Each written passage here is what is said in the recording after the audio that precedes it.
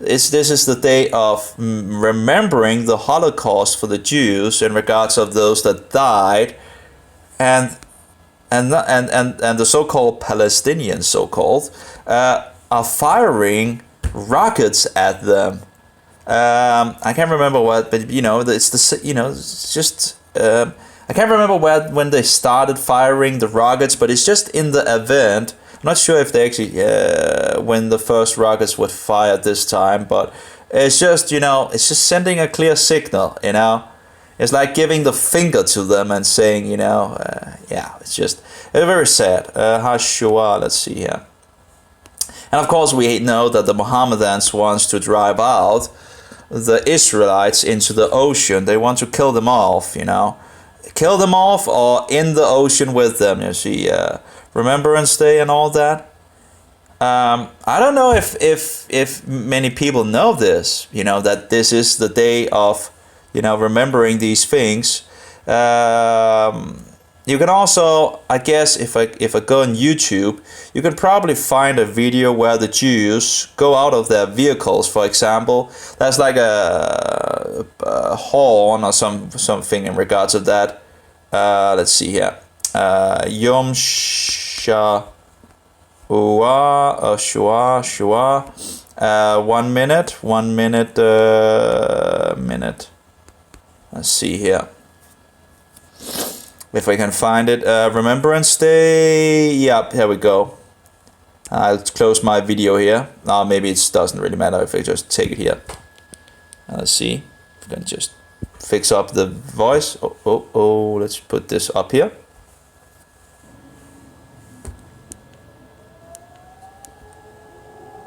Oops. I should take this out. Okay, oops. It's not going good. Let's try this.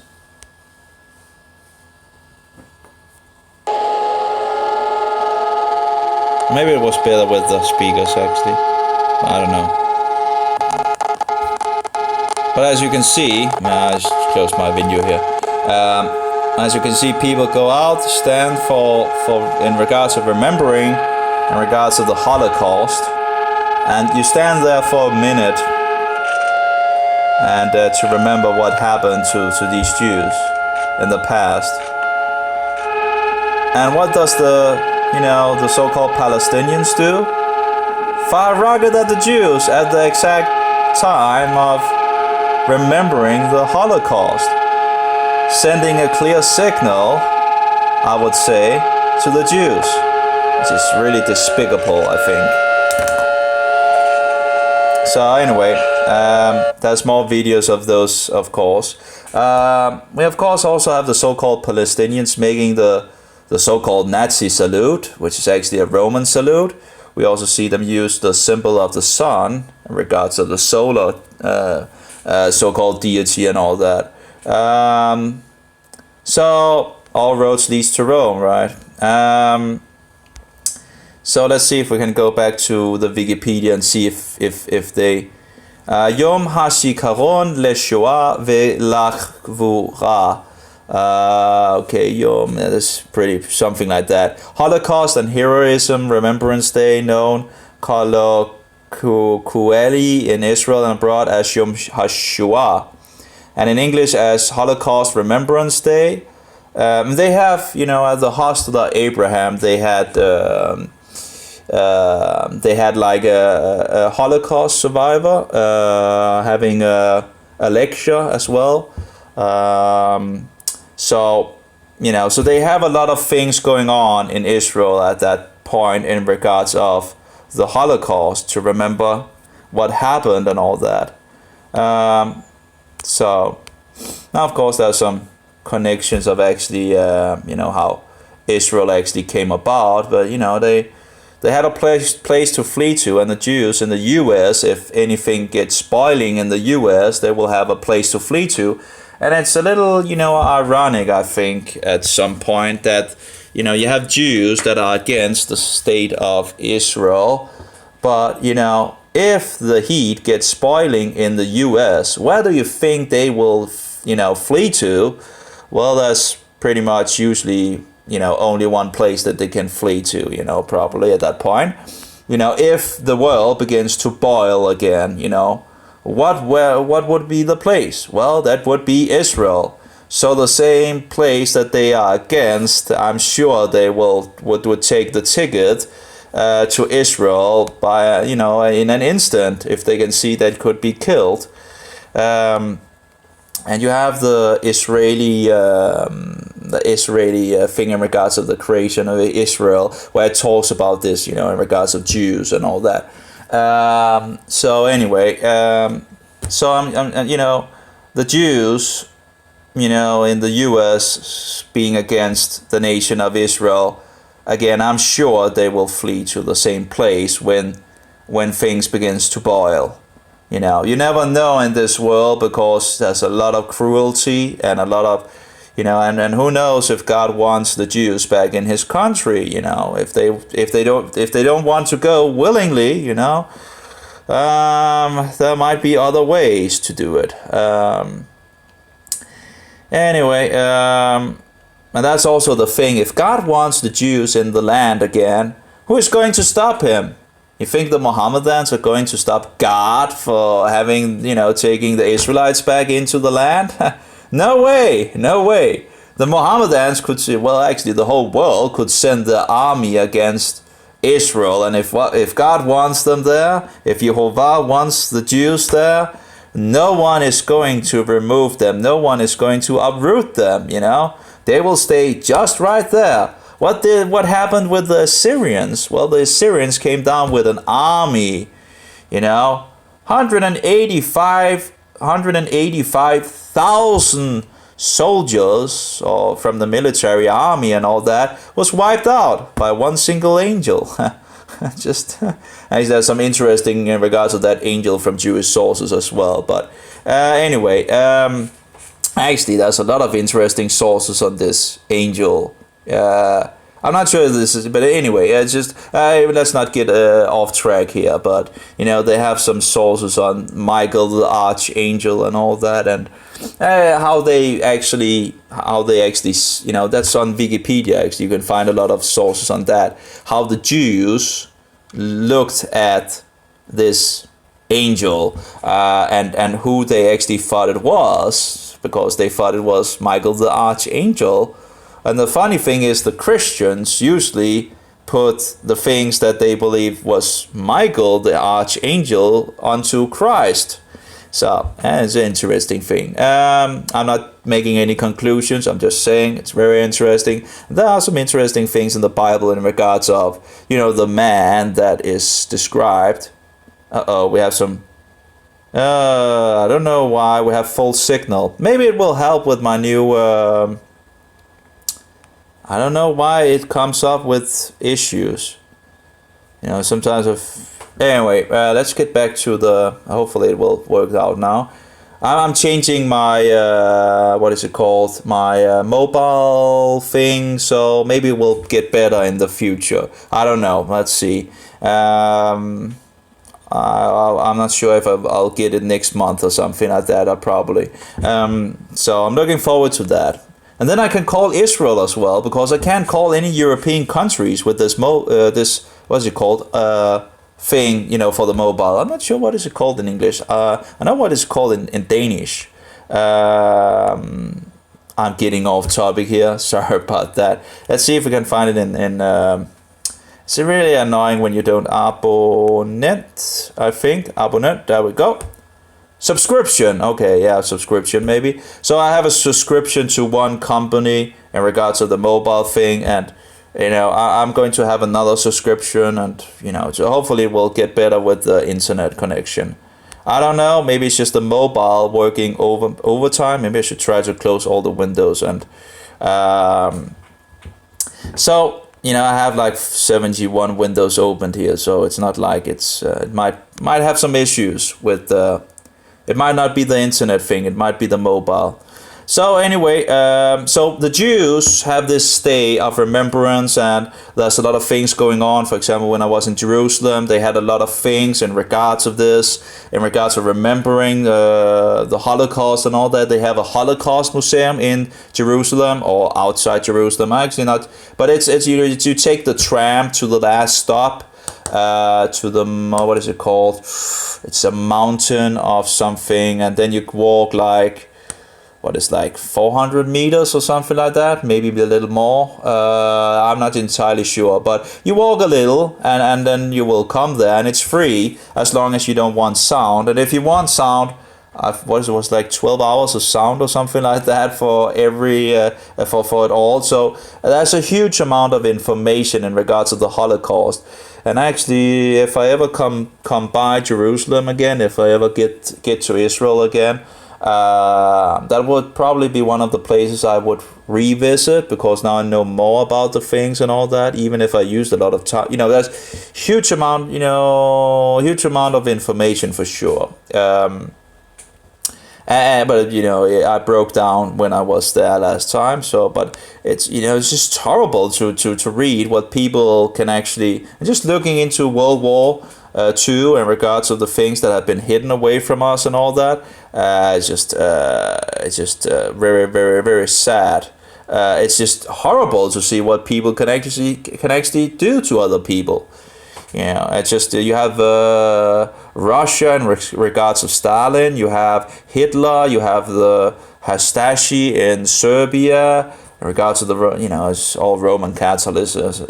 It's all Roman Catholicism, it seems. All roads leads back to Rome. But anyway, and if you go to World War One, I think it is, you have the Holocaust of the what was it called? Have the Holocaust of, let's take the map here. I tend to forget. And of course, this is something that Turkey still rejects. They still reject the Holocaust, as I understand it. They still don't accept that this has happened or anything like that. But they also have a lot of Mohammedans. But yeah, the Holocaust of the Armenians, but not only the Armenians, also the Holocaust of the Assyrians. And I found Assyrian sources on their Holocaust and all that. Which is yet, not confirmed by Turkey. They still reject it, It's very, very sad.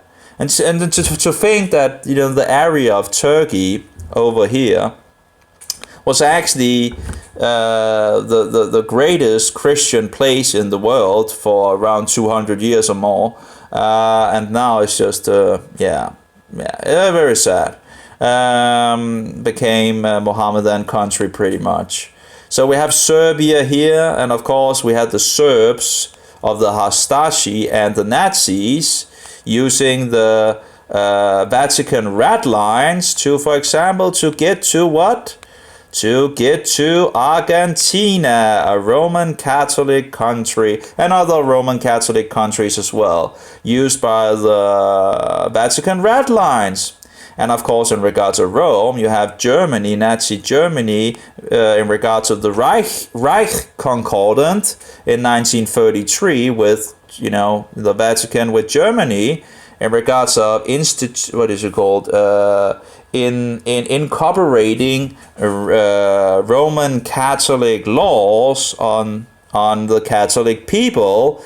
And I think the SS was also, there's some things in regards of the SS as well, being built on the Jesuits. The Jesuits are those that was to get the to get the Protestants back onto the wings of the Antichrist and man of 666, the man that the world knows as the Pope or His Holiness or Holy Father and all that, and many other blasphemous titles. So the Jesuits are like a counter Reformation, a counter protest or whatever. But anyway, so we see the SS and we see all the Roman Catholic things. We see the Roman salute that the Germans did. We know that Hitler was a good Catholic, good Roman Catholic. They tried to hide that fact as well. His parents was both Roman Catholics. They were not, and his father was not a Jew, as I understand it. They were both Gentiles. But of course, they always want to blame the Jews. Oh, the Jews run the world and this and that and all that. No, it's not the Jews. It's right here. It's right here. It's right here in Rome. It's the Vatican. I'm actually not sure where the Vatican is here, but it's in Rome. Here we go. The Vatican City, which is also a state, as I understand it, the smallest country in the world, which is governed by its own rules and so forth. Here, the devil works. Here is the pinnacle of power in this world. And the Antichrist, the man of 666, is the one, it's very sad. And the guy has, the office of the papacy, which is the historical, prophetical, biblical Antichrist. All of them, every single pope, so-called pope, but the guy has a, Egyptian, gigantic, erect, idol penis in his front yard. And, no one questions that. It's like insane, when you talk to Roman Catholics, or Papist, or Romanist, as they also used to be called, well, they will say, there's a cross on top of it. So everything is okay. Can't you see there's a cross on top of it? So apparently now it's okay. The insanity of these things, it's just... Anyway, going back to the Jews. I'm getting off topic again, But, people say, oh, it's the Jews, it's the Jews, it's the Jews. Well, maybe the Roman Catholics needed a scapegoat. So, yeah, there are some Jews that have high power positions and all that. But where they're going, they're going to Rome. You can see images of these high-ranking what is it? They have a name for these Jews. Not the royal Jews. Oh, that's something in regards of. Oh, I can't remember. But these Jews are called the Hofjuden, I think. Hofjuden. The Hofjuden. Those Jews that works for the system. They're just not. They're just going back to Rome again. I also have a picture of the Danish primary minister going to Rome. All roads leads to Rome. What does the Bible says? That she rules over the kings of the earth.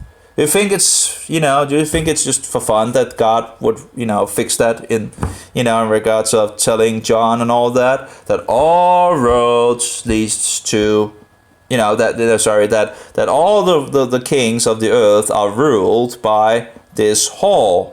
The kings are drunken by this system. Anyway, you can, for example, also see where 3 presidents are going to, a dead guy, in regards of the Antichrist and all that was in the office of the Antichrist. The papacy. Anyway, going back to the Jews here.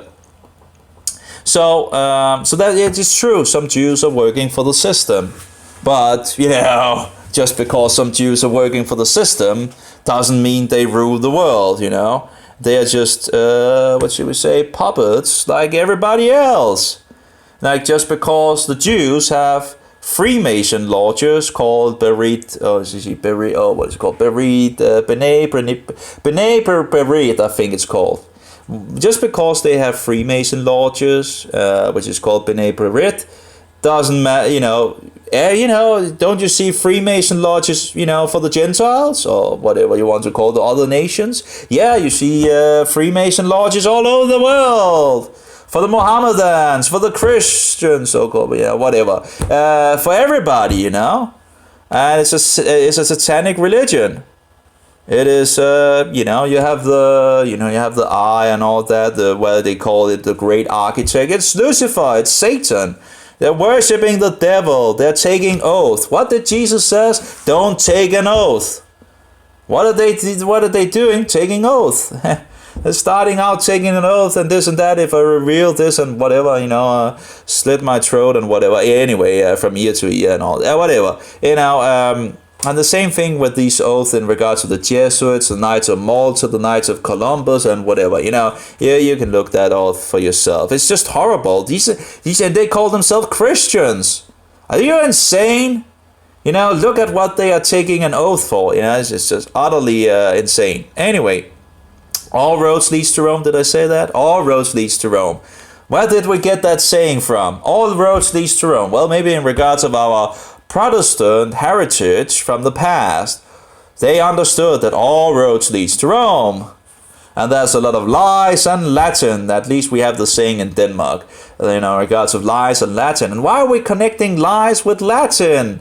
Well, maybe because there's a lot of lies, from Rome, which, have the language of Latin, right? Anyway, so we have Gaza here. Do we actually have some of the old cities from the Bible? Should be some of no, I can't really find any city of biblical names, but if I remember correctly, they should be in this area. Maybe they don't use the names of the Bible anymore. Oh well. Anyway, so they have fired 600 rockets, according to the Israel Defense Force, into Israel. And this is at a time where Israel is remembering back on the Holocaust and on their grandmother, grand-grandmothers or whatever, their past parents, their past family members that was murdered by Hitler, for example. And I'm not sure how many, if there was anyone in Russia, but the Jews was persecuted in Russia as well. So they fled to Israel, which actually, as I understand it, gave a boost in regards of Israel technology-wise, because a lot of these people from Russia was educated Jews. So it helped them tremendously. And you can see the country is not even 70 years. Oh, well, let's see. 1948, what will we have? Oh yeah, maybe it actually is 70 years now. No, maybe 71 maybe? Oh, it's hard to follow along in regards of, but it's not that old, and they already are, on the front of, on technology points and all that. And I guess they have to be on the front because they are surrounded by enemies that wants to destroy them, and they have already been attacked multiple times. And of course, they are now, being attacked from Gaza. And of course, if God wants them there, it wouldn't really matter in regards of how great military they would have, because God would help them. You see the Assyrians, and they came up from, Assyrian would be, up here. Oh, well, yeah, I guess something in regards of this. Syria and Iraq, I think, was pretty much Assyria.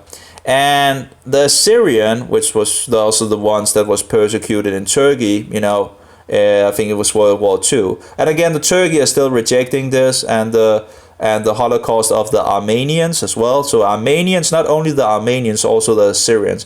But I do wonder if it's actually the punishment from God, that God is using the Mohammedans. And it was not only the Turks, it was also the Kurds that was used to do these atrocities. Now the Kurds doesn't have a country, so they're like free, they don't have any land of their own at the moment. So, but they were the ones Mohammedans, not a big surprise. But God said we should not worship idols and images and all that, icons, cookies and whatever. It's worshiping the devil, and a lot of professed Christians are doing the exact opposite. They are worshiping idols, images. They're bowing down, kissing things, kneeling in front of them, and so forward. Is disgusting. Absolutely disgusting. The Christians should take all the idols, images, crucifixes, cookies, and all that, get them outside the church and burn them, and show the Mohammedans that Christians don't practice idolatry.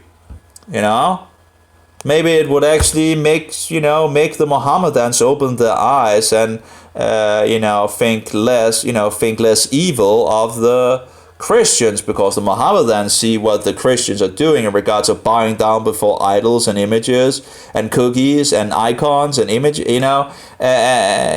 is one of the things that they are, what shall we say, offended by, stirred up by. And again, I'm stirred up about that. Christians, professed Christians, shouldn't do these things. Are you totally insane? Don't you read the Bible? It's just. So anyway, so it might actually be punishment for these people for doing these abominations. I don't know, but we know God has used nations to punish others by anyway, using evil powers to do His bidding. In any case, we are told not to do these things. So they have been shooting 600. Now, anyway, in regards to the Assyrians, by the way, okay. So the Assyrians comes down because he's full of pride, the Assyrian king, and if he have taken over so many others and all that, so why wouldn't he be able to take over, Judah, which is just a small place. It's really cool actually to see the map of this place where the Assyrians have conquered everything down to Egypt, if I remember correctly. And there's just the one small spot where they haven't, where they haven't conquered, and that's in regards of Judah, which is the, we have the northern kingdom that was taken over by the Assyrians. And then we have Judah, which is the southern kingdom, and it wasn't taken over because God fought for them. They didn't have to do a thing. Absolutely didn't. They didn't have to lift a finger, God did it. The army of 185,000 Assyrians, coming down. Oh, sorry. Well, actually, there might actually have been more than 185,000, but 185,000 people, soldiers, was killed, going down to Judah. One angel killed them all. So, and the Israelites didn't have to lift a finger. Not one single finger. God fought for them. Anyway, so if God wants Israel to stay there and be in Israel, who is going to go against him? If the whole world, collected an army of 1 billion people or something like that, trying to wipe out Israel, do you really think that would be possible? No. If God wants them to be there, planted the tree, and He doesn't want the Israelites to be uprooted, 1 billion people couldn't do a thing. He would just fight for them and kick them out. And actually, I think we already have some stories that seems pretty miraculous in regards of Israel. When you know the fingerprint of God in the Bible and you hear these stories nowadays in Israel, it's like thinking, okay, this seems to be the fingerprint of God. Because He has like this fingerprint that, when everything seems to be lost, God steps in and, wins the day. So He shows that He is the one doing the thing. In regards of, you see the Bible where He doesn't want to have a great army and all that. He wants to just, it was like 300 people, for example, to wipe out other enemies and all that. Just to show that this was not in regards of, a matter of manpower. This was in regards of God doing something. So it doesn't really matter how big the army are, if God wants them there, He's going to, and we can see that the world didn't want the Jews. We can see the world like, that they were persecuted, Germany, Russia, Poland, all these countries and all that were persecuted. Also, I think it was Libya, Egypt, Yemen they fled from. There's a documentary in Hebrew where they have where you can see all the Jews in the area of the Middle East having fled because of persecution. And where did they flee to? Well, they fled to Israel. So if God wants them there in Israel, how are we going to, go against that? We should just help the Jews, not be against them, Okay, yeah, they pretty much strayed from, from Jesus and all that. But we see it actually, there should be 30,000 Jews today that actually believe in Yeshua, and that might actually take more of it might actually go forward in regards of Jews becoming coming to believe in their Messiah and God. Who created them and defended them and did all the things and took them out of Egypt and all that. They might actually realize that that was actually Yeshua, Jesus, who they actually hate in regards of calling him Yeshua, which means may his name be blotted out and obliterated and so forth. Well, it's not really nice, but at some point the pride of the Jews have to break. The neck has to soften at some point. The heart, the heart of stone has to become flesh and look to their Messiah, that they executed on a tree. So, but that is not to say that God is not using the Jews. He didn't give the land of the Canaanites to the Jews, or the Israelites actually, because, in regards of all the tribes and all that, he didn't give them, he would have wiped them out if it was not for Moshe or Moses. If Moses had not interceded for them, God would have wiped them all out because they were worshipping a false god in regards of, making a idol and all that. And they were going astray all the time. But did God use them? Yes, he did. He used them to wipe out the Canaanites and so forth. And he said, keep my laws. So, so the land don't spit you out and so forward. And what did they do? They broke it again and again and again and again and again. But anyway, this land, in regards to Israel, this place, this is the place where God has his eyes fixed on. So if the Jews are, you can't tell me that that God didn't have anything to do with the Jews coming back to the land, because we know that God can put out the Jews very easily if it's if he doesn't want them in the land. He has shown him more than capable of kicking them out multiple times. So you can't just say that, the Jews are back in the country. You can't say that God didn't have anything to do with it. I think that's lunacy, And if God wants the Jews back in the land, who are we going to, who is going to stop him from that? And then we see all the persecution in the world against Jews and the hate of Jews and so forward. And it might be, who knows, it might be a way of course, there's been a lot of Jewish hatred throughout history. And of course, it's not the nicest thing they say about Jesus.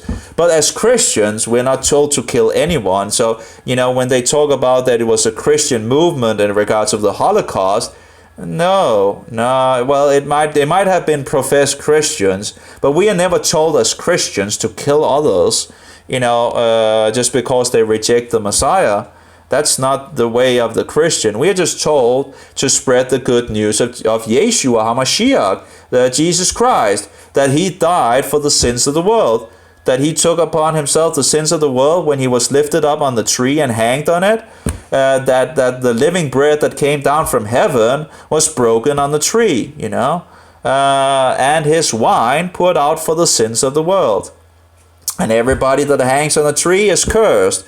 And if Jesus is God, how could he be cursed? If he's God and he's cursed, anyway. But, he took upon the sins of the world. It was God. They crucified God or executed God or hanged him on the tree. It was the perfect, spotless, sinless Lamb of Jehovah. And he himself was Jehovah. So anyway. He is the son that was sent by his father, so he's a messenger of Jehovah, yet he is also God. And the Word became flesh, and the Word was God and was with God, and it became flesh, And everything that was created through the Word. Anyway, so, and of course we're made in the image of who? Well, we're made in the image of God. So, anyway. At the beginning of creation, around 6,000 years ago. So anyway, they're shooting 600 rockets into Israel at the point of remembering the Holocaust and all that. What signal do you think they're sending to the Jews? Well, maybe the same signal that you can find it. You can find these what is it called? These high-standing Mohammedans. Is it called muftis or whatever? I'm not entirely sure what they call them. Proclaiming hatred against Israel and wanting them death and wanting them out in the ocean and so forward. And I think it's sending the same signal here from Gaza. Now, I think there's only one solution to this problem, pretty much, but I don't think it will ever happen. But I think they should give over Gaza Strip to Israel, and I think all the people in the Gaza Strip should move to Egypt or Jordan or whatever Mohammedan country they want to go to. I think this is the only solution to actually stop these things. It will just continue. It will, if you don't move the people in the Gaza Strip, you will not, the conflict will continue. And isn't it just give me a break? And as I understand it, the Mohammedan countries are actually instigating these things. They're actually pushing in regards to the people in Gaza Strips. It's like keeping them in a jail in some sense, and forcing them to be a problem for Israel. I think it's just I think the Mohammedan countries outside should just show the what shall we say, show the willingness to take on board these people in Gaza, which is Mohammedans, most of them, and just take them on board in their country, so we can stop the conflict. It's very, very sad. I think that's the only solution. Sadly, we have seen Jews from all these Mohammedan countries fleeing to Israel. So it's just, I guess it's exchanging people. But this is it's just sad to see that to see this conflict ongoing, and it will not, I don't think it will stop. You feel the hatred from the Mohammedans when I had stones thrown at me when I went. I didn't know it was a Mohammedan, that there was Mohammedans in that city and all that. I don't know if they thought I was a Jew or whatever, but they began to cast stones after me, I had not done anything. I hadn't even preached or anything. Of course, I had a bag where it was a cross, so maybe they thought it was, I don't know if they thought I was a Jew or a Christian or whatever. In any case, they are very, it's like hard love, right? Being thrown at you. I met a couple of Danes, and they were going out to the Mount of Olives, and they had stones cast at them as well, and they went back to the hostel. I had a Jew that actually took me up on the mountain and she wouldn't go further because she was afraid that that the people would throw stones at the car.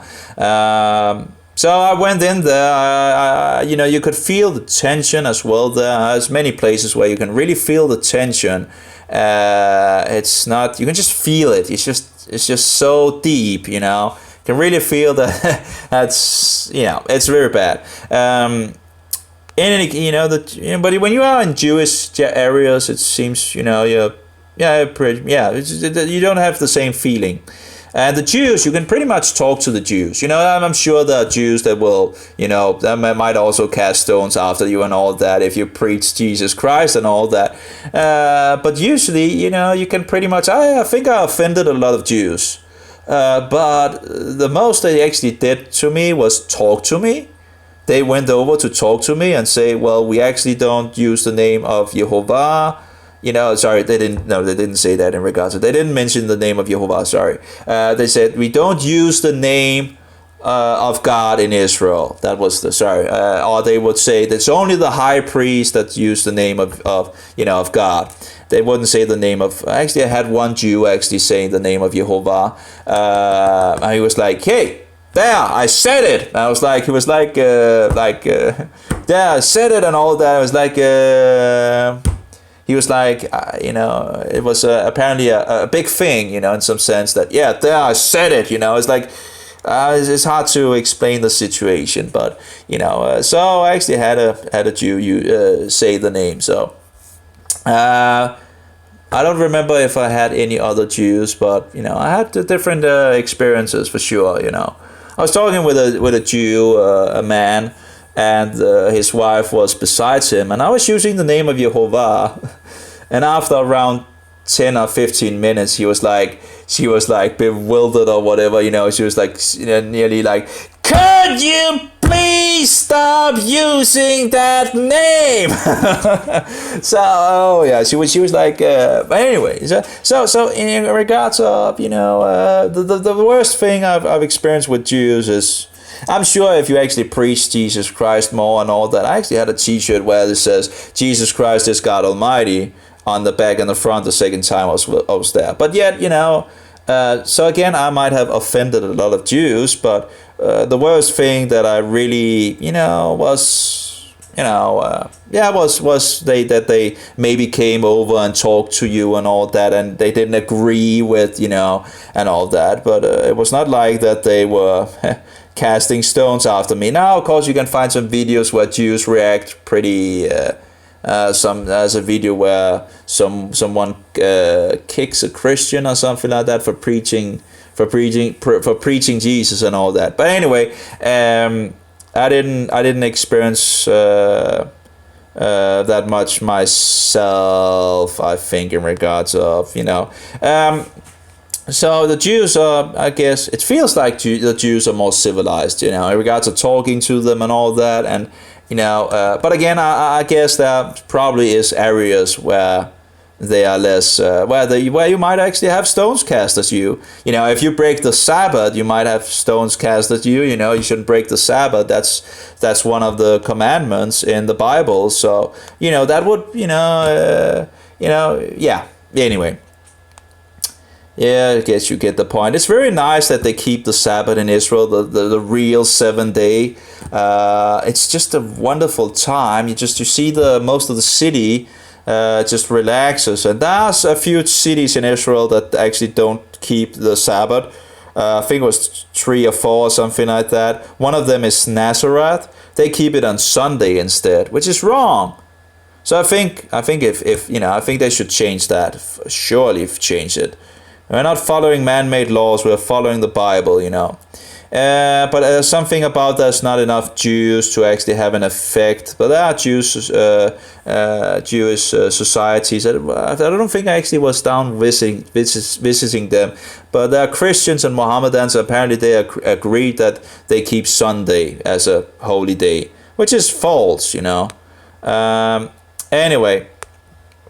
So they're sending like 600 until now, 600 rockets into Israel and all that at a time where the Jews are remembering the Holocaust. Again, it's just sending a clear signal, I think. And when the news things and all that are speaking about these rockets being sent into Israel, they're not really, I don't remember any sources actually saying that it's the same time as where the Jews are actually remembering the Holocaust.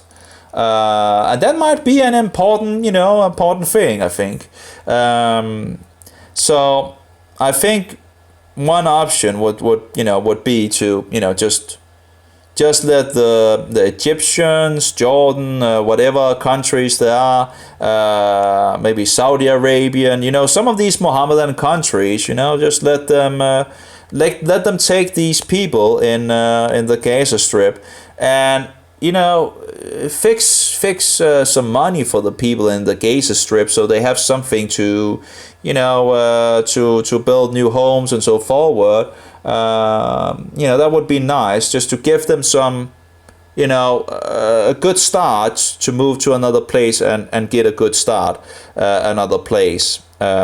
So we can stop the conflict. Now it will not stop it totally for sure, but at least it would take some of the air out of the balloon, And the same thing in regards of the West Bank. I think it would, just let Israel have the West Bank. They're pretty much already conquered, right? Because the nations wanted to go to war with Israel, and they won out, right? And they also have given land back in regards of this place, in regards of this. They had pretty much had it all in regards of the, all this. They gave back to Egypt, and they gave back to Gaza Strip as well. So,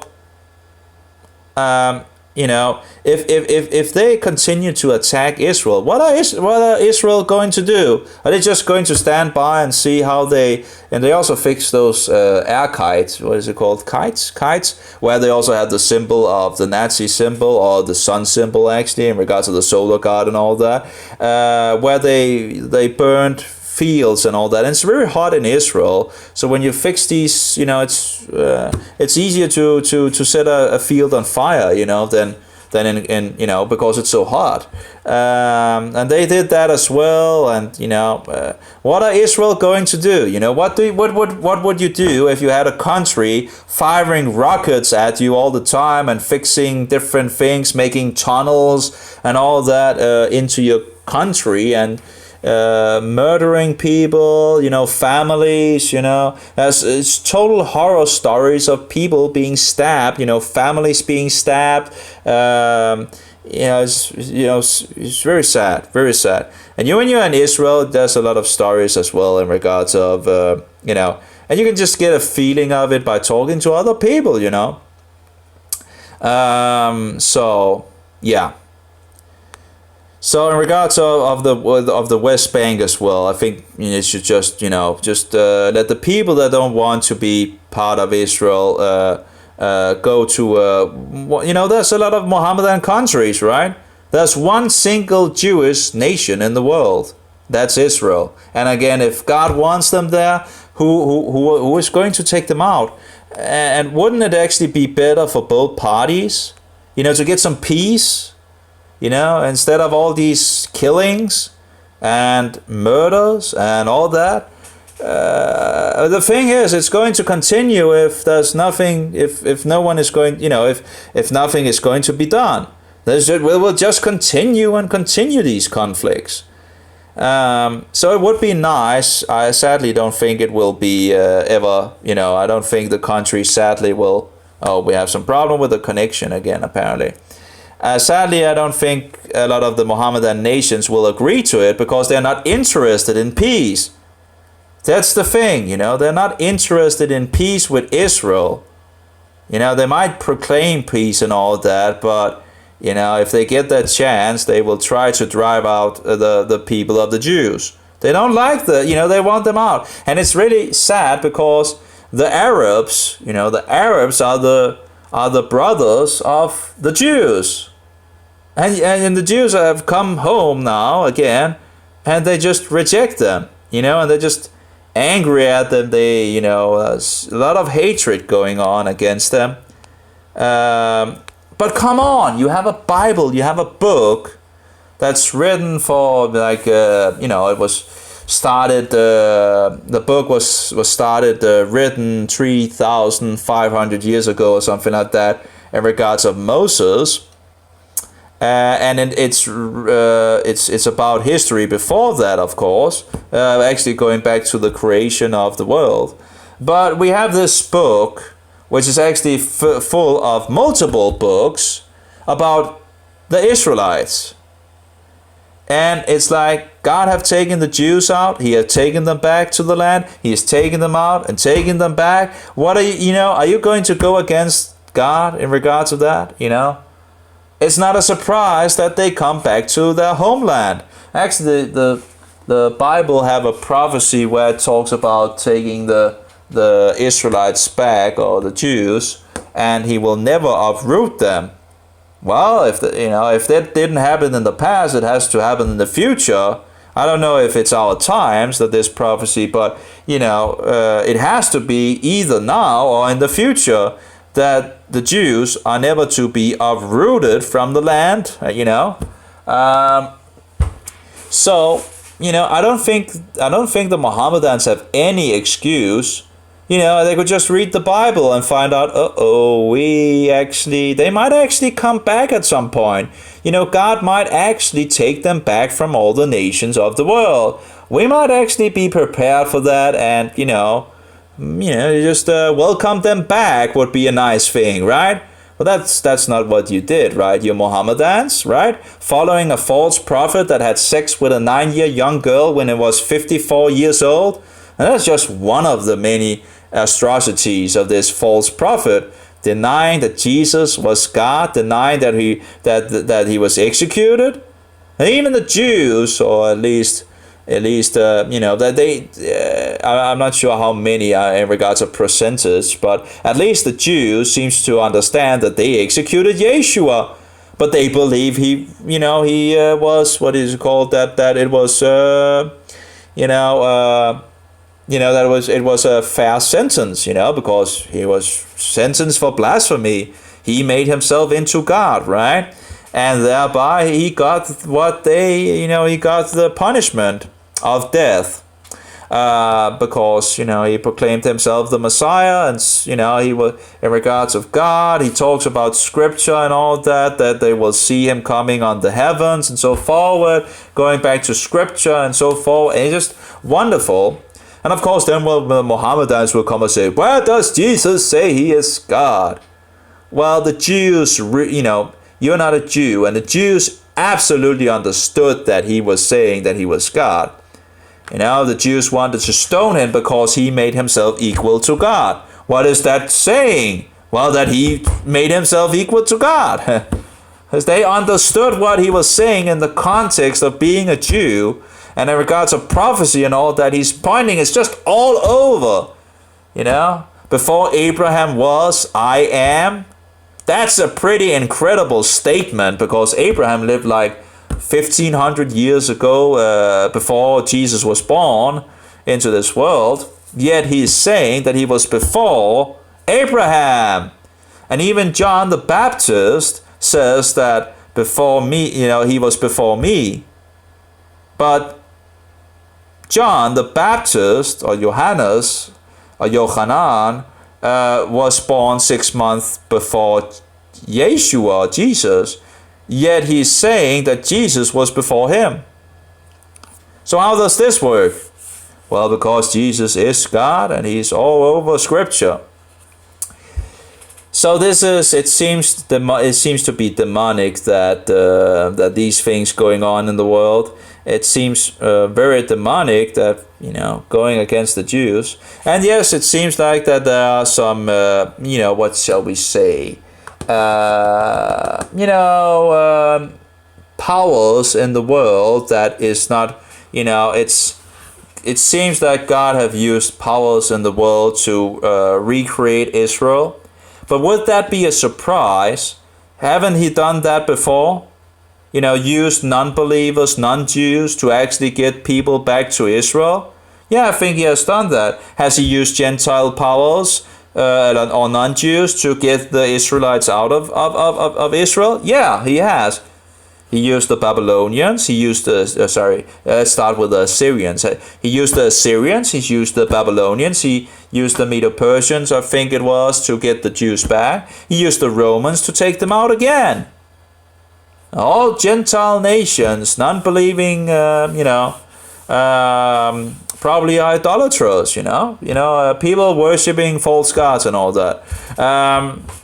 So is it a surprise that God might have used, these powers to get them back, in regards of Freemasonry and all that, No, it's not really a big surprise, I think.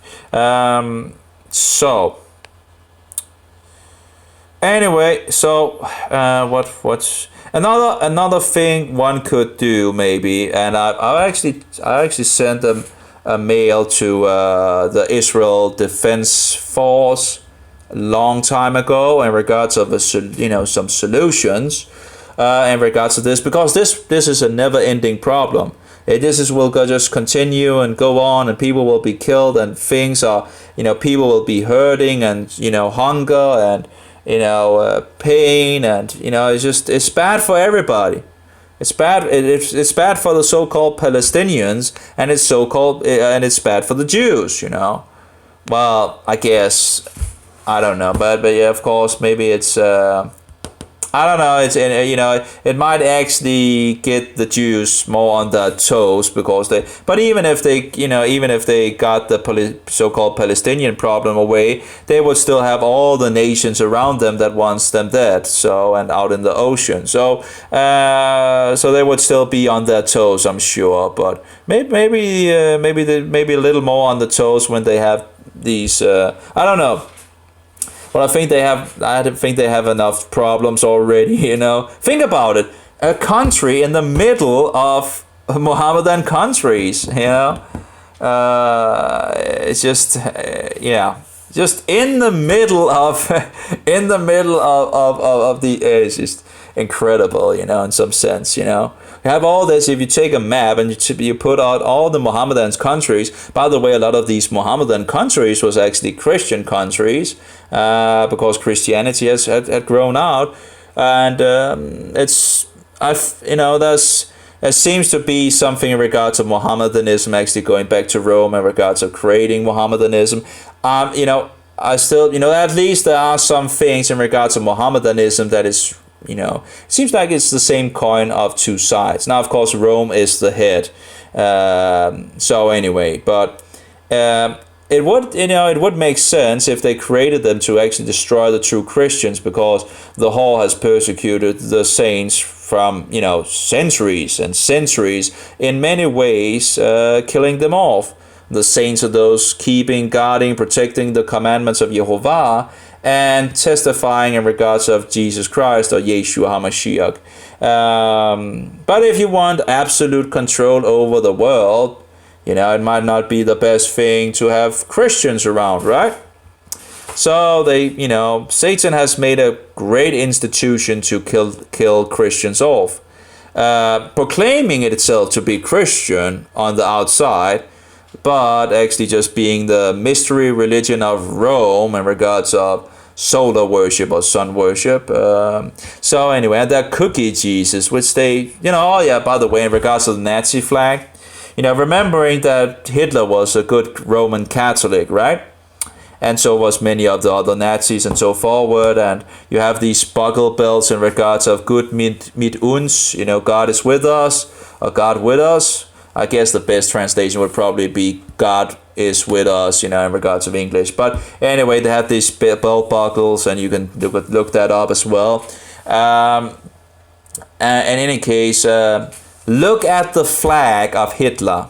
Look at the flag of Hitler. If you know anything about the mystery religion of Rome and their sun cookie Jesus and all that, their false Jesus version of the sun cookie, it's terrible, just terrible. But anyway, just that Roman Catholics are really setting the cookie Jesus up on a pedestal. Now, besides Mary, of course, which is terrible, so-called Mary. I see hit the Nazi flag. Anyway, so they really set this cookie Jesus, which is also, by the way, round, and put in a monstrance of sun rays around it. And then they walk around it, and they are allowed to adore and worship this cookie because they believe that the so-called priest makes this cookie into the literal body, blood, sinews, and soul of Jesus Christ. A total abomination. It was do this in remembrance of me. It was and in regards of breaking the bread, but they don't break the cookie, does they? Anyway, so we have the Nazi flag here. Now, we have the Roman salute by Hitler, the good Roman Catholic. So here we have the flag, a little bigger one here. Okay. So if you put let's see here, the Eucharist thing should be easily. So remember that he was a good Roman Catholic. So we have the Eucharist. There we go. Let's see here. So here we have the cookie Jesus. This is the false cookie Jesus. We have the and the cookie Jesus is sacrificed for both the dead and the living again and again and again and again and again in the whorehouses of the Roman Catholic, insane asylum assemblies. The houses, the whorehouses of Romanism. Or papism, I might be also a bit. But anyway, here we have, I think that's something in regards of the race as well. You have some images from Catholics, for example, and you have these, But anyway, you have the sun rays around the cookie Jesus, and they're allowed to walk around with it and blah, blah, blah, and they believe that this actually becomes the literal blood, body, and soul and sinews of Jesus Christ. Here we go, it's sit in the middle, you have the sun rays around it and blah, this is a false cookie Jesus.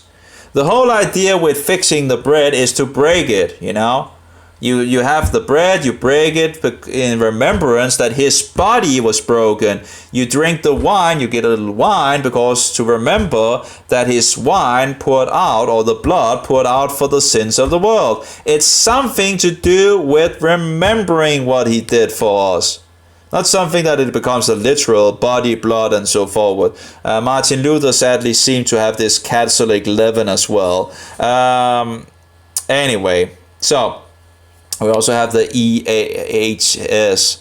Some believe it actually goes back to pagan gods in regards of the Isis Horus set or something like that. I can't confirm that or whatever. But in any case, doesn't really the whole idea. Okay, so remember that the Catholics are really adoring this piece of bread, or this cookie Jesus, or unleavened bread and all that. So when Catholics talks about Jesus, they're talking about this cookie.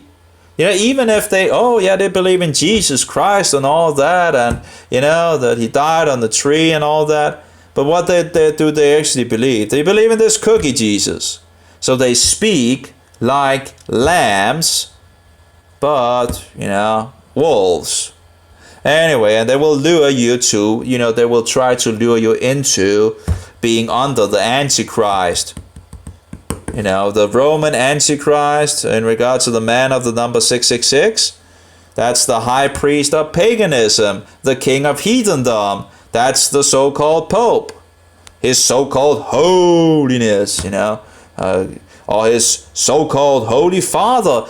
Jesus said, or Yeshua said, there's only one Father, and he's the one in the heavens, Anyway, you have one Father and he's the one in heaven. You just this guy is full of blasphemy, I guess the little horn also speaks a lot of blasphemy, right? In regards of the written in the book of Daniel. And what is this horn? This horn is Roman. It's sitting on the Roman beast. I just found out that one of my friends that I met in Israel was a Roman Catholic. It's very sad, and I'm trying to tell him about things, it just doesn't compute.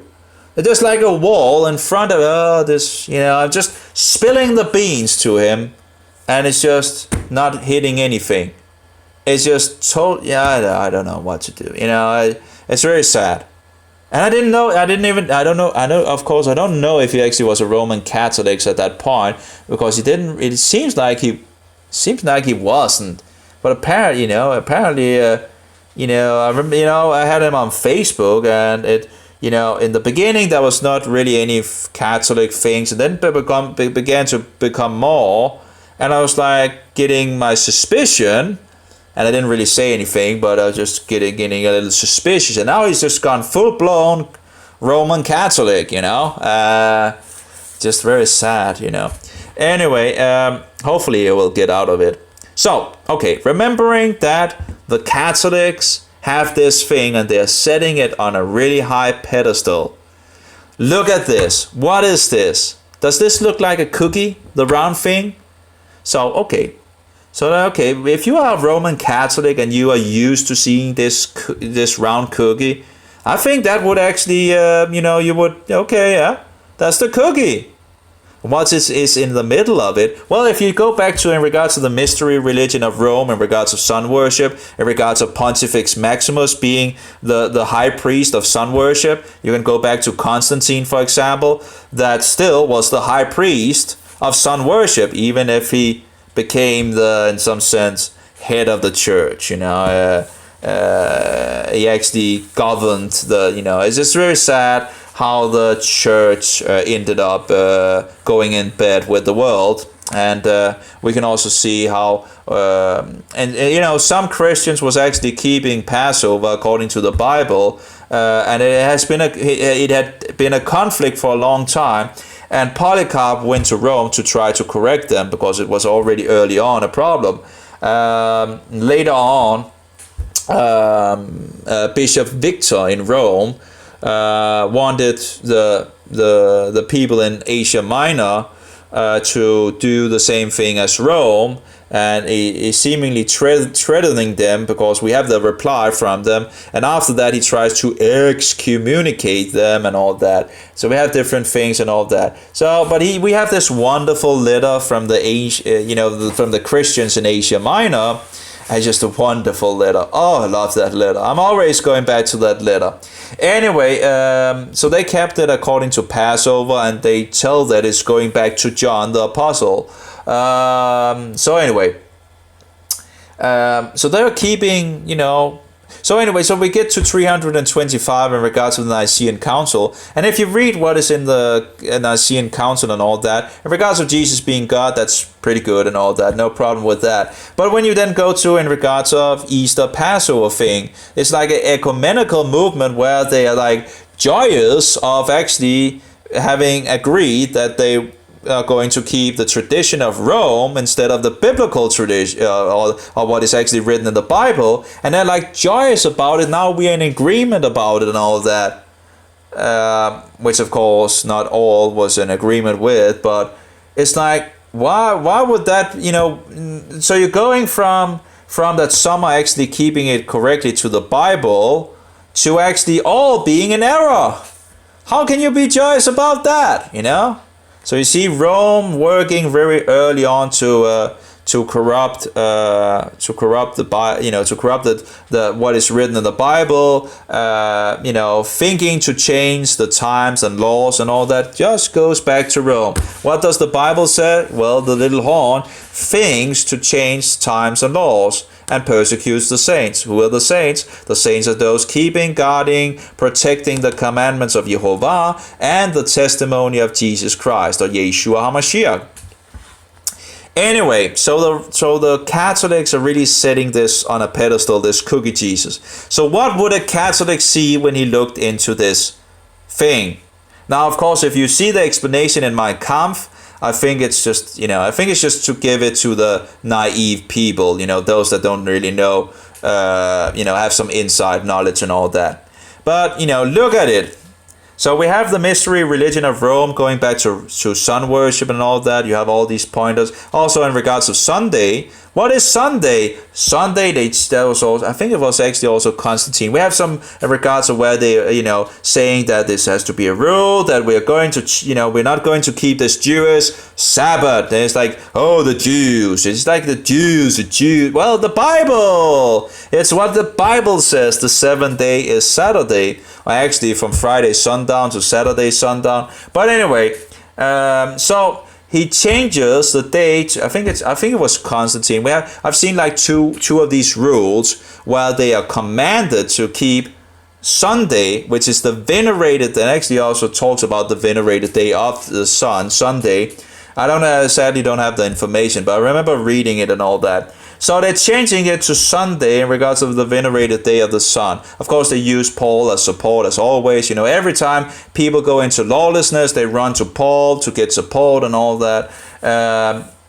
No one seems to actually when Yeshua said an enemy would come afterwards, he's going home, and in the night an enemy comes and sow the bad seeds, and the good and the bad seeds are growing up together until the harvest. The harvest is yet future. Some of the seeds are poisonous, some of them are eatable. That's the wheat. The darnel is poisonous. They're growing up together. They are pretty much looking like the same, but the fruit is different.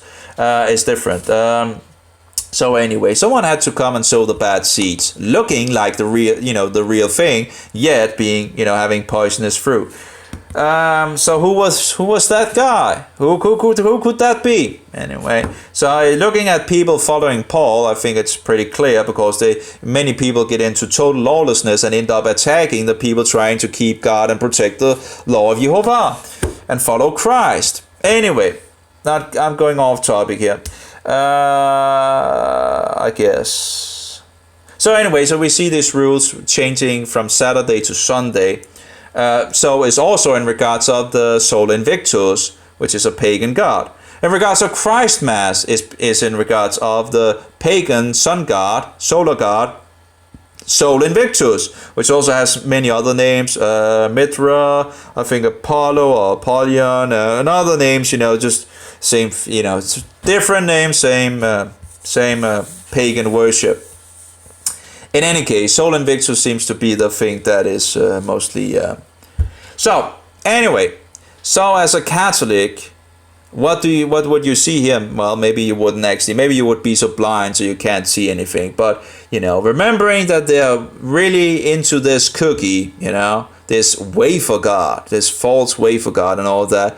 They have the crunchy munchies for this thing. So okay, and it goes back to sun worship as well and all that. So what is in the middle of the cookie? That's a symbol, right? So what does this symbol actually, what is it called? Represent? It represents the sun, the solar god. It's just right in there in your face. It's the cookie, the Catholic cookie, with a symbol of the sun in the middle of it. It just goes back to Roman Catholicism. I'm not sure in regards to the red. I'm thinking in regards to the sacrifice, that might be the thing why they put the red in the background. That would be my suggestion anyway. But it's just in front of they sacrifice this cookie again and again and again and again and again and again in the whorehouses. And apparently are allowed to adore and worship this piece of bread. Anyway, you can find many other things where you have the Nazi symbols going back. They have the Roman eagle. You have the laurels of victory where the sun symbol is inside. You actually have pictures of this sun symbol being in the sun. The image of the sun rising or the sun being on the sky with the sun symbol inside of it. It's just right in your face. Just right in your face. I even read something from Germany in regards of they were walking to the sun or something like that. I can't remember the exact words. It was like, it seems like the guy writing it knew what, had some background information in regards to the sun and all that. So you have all these things just again and again and again. Then of course you have the images of Hitler and the Catholic Church and whatever. You also have the knighthoods as well. In regards, I think it's the Knight of Malta or something like that, where you have the Knight of Malta cross, and then you have the Nazi symbol in the middle as well. You actually also have a Knight of Malta where it's Zion in regards of. So anyway, you have the evil powers working all throughout the world, And who are they working for? Who is the center? Who is the pinnacle controlling it all? Well, it goes back to the Antichrist. The Roman Antichrist and man of 666. All the Protestants knew where he was. They knew where the whore was. Yet, apparently Protestants, so-called Protestants, that don't protest anymore, know nothing about it, and no one talks about it anymore. Yet, if you look back in history of all the forgotten books and all that, It's just there. It's everywhere. And if you just read the Bible, it should guide you to the place as well. That might be why Rome don't want you to read the Bible. And yet in our days, I met a woman that was she said she was a former Roman Catholic, but I still think she had some Roman Catholicism in her. Because she began to become really stirred when I began to tell her about what was in the Bible. And she was told that she was not allowed to read the Bible for herself. What is going on? And she was like an Irish Catholic. I was like, what? Is that still going on? That you're not allowed to read the Bible? Are you kidding me? Is this still going on? Yeah, apparently it's still going on. Some of the places around the world. This is insane. Any Christian should read the Bible for themselves. Because if you don't read the Bible for yourself, what is your standard to weigh what people say? You have absolutely what shall we say?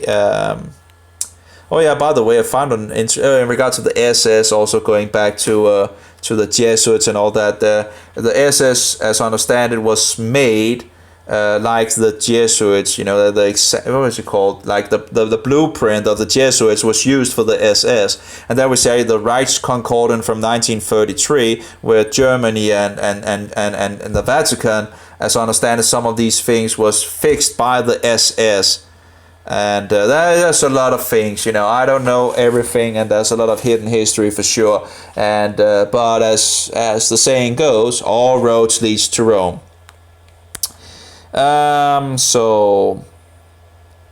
But yet, it's like you're a lunatic if you say that, right? In our days, we have to have political correctness, right? In our days, and people are so that, they're looking into a television and getting all the propaganda filled into their head, and they have all the computer games, having fun and all that, never actually beginning to know the history or looking what was actually going on, and we're losing a lot of ground in our days. We're losing a lot of ground. Satan is taking so much road from us, and it's just going downhill. Anyway, let's see here. What did I actually oh yeah, there was an interesting book that was sent to I think it was a museum or something like that. And in regards of the Nazis, in regards of where they were killing off Jews and all that. Let's see here. Let's see what it is.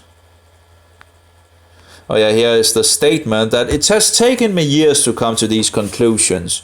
A lot of years, I went into Satan's candy shop before I became a Christian by a miracle, in some sense. I had been, I was confirmed Christian and blah, blah, blah. I wasn't really a Christian.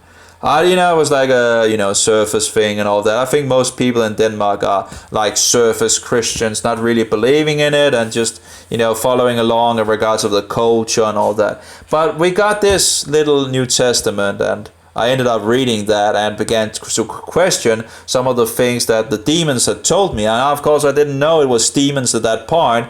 I thought it was my higher self or something like that, my spiritual guide and whatever. But demons don't come like demons. They deceive you. They are really, really good at it. The deception is really, really, really big. So there was really a big reaction also when I began to turn around. I was promoting the doctrines of Satan. And so Satan didn't really give me a hard time when I was in Satan's candy store. It was pretty much first after I went out of it that that the battle really began, I guess. Where you began to have a hard time. But anyway, better to stand for truth than to lies and have some infliction in this world. So this is what I wrote here. A statement here, a small statement. There's like you can't have a big statement. There's like a thing. So I try to fix it down here.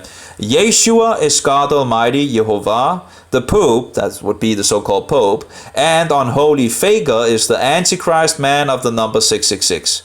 That I think is the two most important statements to realize and know in this world. Who is the truth? Who is Yeshua? Who is Jesus? And who is the Antichrist of Scripture? Those two things, I think, is the two most important things to know in our days. Because if you do not know who Yeshua is, there's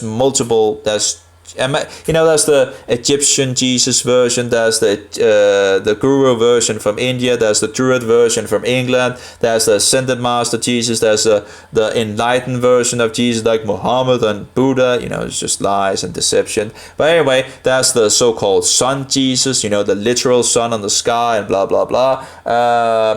There's the Christ consciousness, and there's the only prophet Jesus like the Mohammedans. There's the cookie Jesus of the Catholics, which also in regards to the sun, of course. But anyway, or the solar thing. But you could just continue and continue and continue. There's like immense.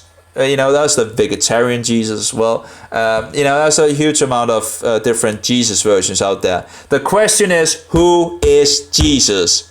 It's the most important thing to know in our days because there's so many deceptions out there. And in regards to the Antichrist, there's a lot of deception going on as well out there. Leading you on this and that and all that, and he might be the Antichrist, or he might be the Antichrist, or he might be the Antichrist, or this or that or whatever, and blah blah blah, and a lot of the what do you call it, twisting of Scripture. And of course, the Catholics can't point to the papacy because they're in the system, right? So they point to other things. Anyway. So that's the two most important things, I think. I was looking into in regards of I've just ordered some locusts and some crickets, and I was actually re-listening to let's see here if I have it. I have it over here. Playlist default. In regards of Vayikra 11, and that's Leviticus 11. That's the third Moses book. In Denmark we call it first and second and third Moses book, and it would be the third Moses book, number 3. Then we have Deuteronomy 14, Devarim 14. I should have used a V there, by the way, in regards of Devarim. But anyway, so that's the two places the food laws is. I'm not sure if there's other places in the Torah. So I'm re-listening to these food laws to find out if it's okay or not okay and all that, because as I understand it, is okay. But Jews have still some difficulty to find out. But it says in regards of kinds of these, so if it's kinds, there's, like a cow, there's many kinds, what do you say? Yeah, there's many kinds of a cow, right? But they're still cows, and you can eat them, So I guess it must be the same thing in regards of crickets or grasshoppers or locusts. You have these, but there's many kinds, and you can eat them and so forward. There are some time where locusts are poisonous, as I understand, when they go like, actually I wrote that here. I just thought all insects with the legs above the body was kosher, as long as they are not in the poison state when the locusts go into wild mode. And I've seen some documentaries where they just go into this wild mode, where they change its colors and their nature in some sense. And as I understand it, that's not the time for eating them. I'm actually not sure if you actually can eat them. If you actually let them poop, because as I understand it, it's because they eat poisonous things at that point. I have something about that, but I'm thinking if it's only because they're eating poisonous things, if you didn't let them poop, maybe you can eat. I don't know. In any case, it's not really much valid for me because we don't have those anyway. But anyway, I found a website here. Of course, there's a lot of websites on information. Are crickets kosher? Because that was the thing you could at this Danish shop, which have crickets and locusts. Actually, locusts in 2 sizes. And I was like, crickets. I'm like, are crickets kosher? So I'm not sure about that. They have the legs over the body, and as I understand it, they can jump and all that. Maybe I should go to the zoo and actually look how they actually look, living and all that. But anyway, According to some interpretations of Leviticus, crickets, grasshoppers, locusts, and katydids. I'm not sure what that is. I should actually look that up at some point. Let's see here. Google. Just writing it down so I don't forget it. Katydids. And why am I interested in these things? It's something in regards of the tooth decay and good nutrition and all that. I'm looking into a lot of things, a lot of weird things, a lot of weird foods actually. You know, cow tail, chicken feet, you know, locust, and you know, crickets, and you know, sheep head. Maybe a cow head would also be good. I don't know. But a lot of these, you know, cow claws, or what do you call it, where they, you know, no, and also sheep claws or something like that. But then apparently they're not allowed to sell it in Denmark or something like that. It's just craziness. So I'm trying to find out how to get these things, because in regards of health reasons, you know. Also in regards of raw milk and all that, but no, we need to give it a Hitler treatment, as I call it. You know, we need to give it a Holocaust treatment and kill off all the Jews. You know, but I want Jew milk, and in regards of cheeses as well, they just give it a Holocaust treatment. You know, I want living Jews. You know, I want you know, living Jew cheese. You know. So anyway, it's just so let's see here. So katydids are indeed kosher as they are jointed legs and hop on the ground. However, there's no consensus regarding which type of crickets was being referred to, so we have been unable to receive official kosher certification so far. Anyway, as I understand it, insects should actually be pretty have a lot of nutrition. These locusts and grasshoppers and crickets. There seems to be pretty good amount of fat, but no sugar. So that's good. I don't, you know, in regards of, I have issues with sugar. So I'm not sure how to, you know, I'm trying my best to try to get my health issues fixed on many different ways and all that. And yeah, I've been trying for years, but you know, you have to try some new things. And I also ordered a slow cooker, as I understand it. That seems to be one of the best ways to prepare the food. And then I can also get some soup as well, where the nutrition can get into the water as well, so it's easily taken up by the body and all that. So a lot of things I'm looking into and trying to, you know, and get some liver as well, you know, and some hearts and whatever, you know, all these things. Trying to, you know, I have to try something. I have to, and of course, I'm thinking of seaweed as well, and, you know, and ashes and of different kinds to, you know, looking into what the other more, not just what you call it, more natural societies did and all that in regards to food and all that. A lot of other things, you know, cod liver and maybe some cod liver oil and some. I'm trying to find some. Oh yeah, in regards of we have the milk thing. It's called ghee, something like that. Because the butter, it should be good, but butter has sugar in it.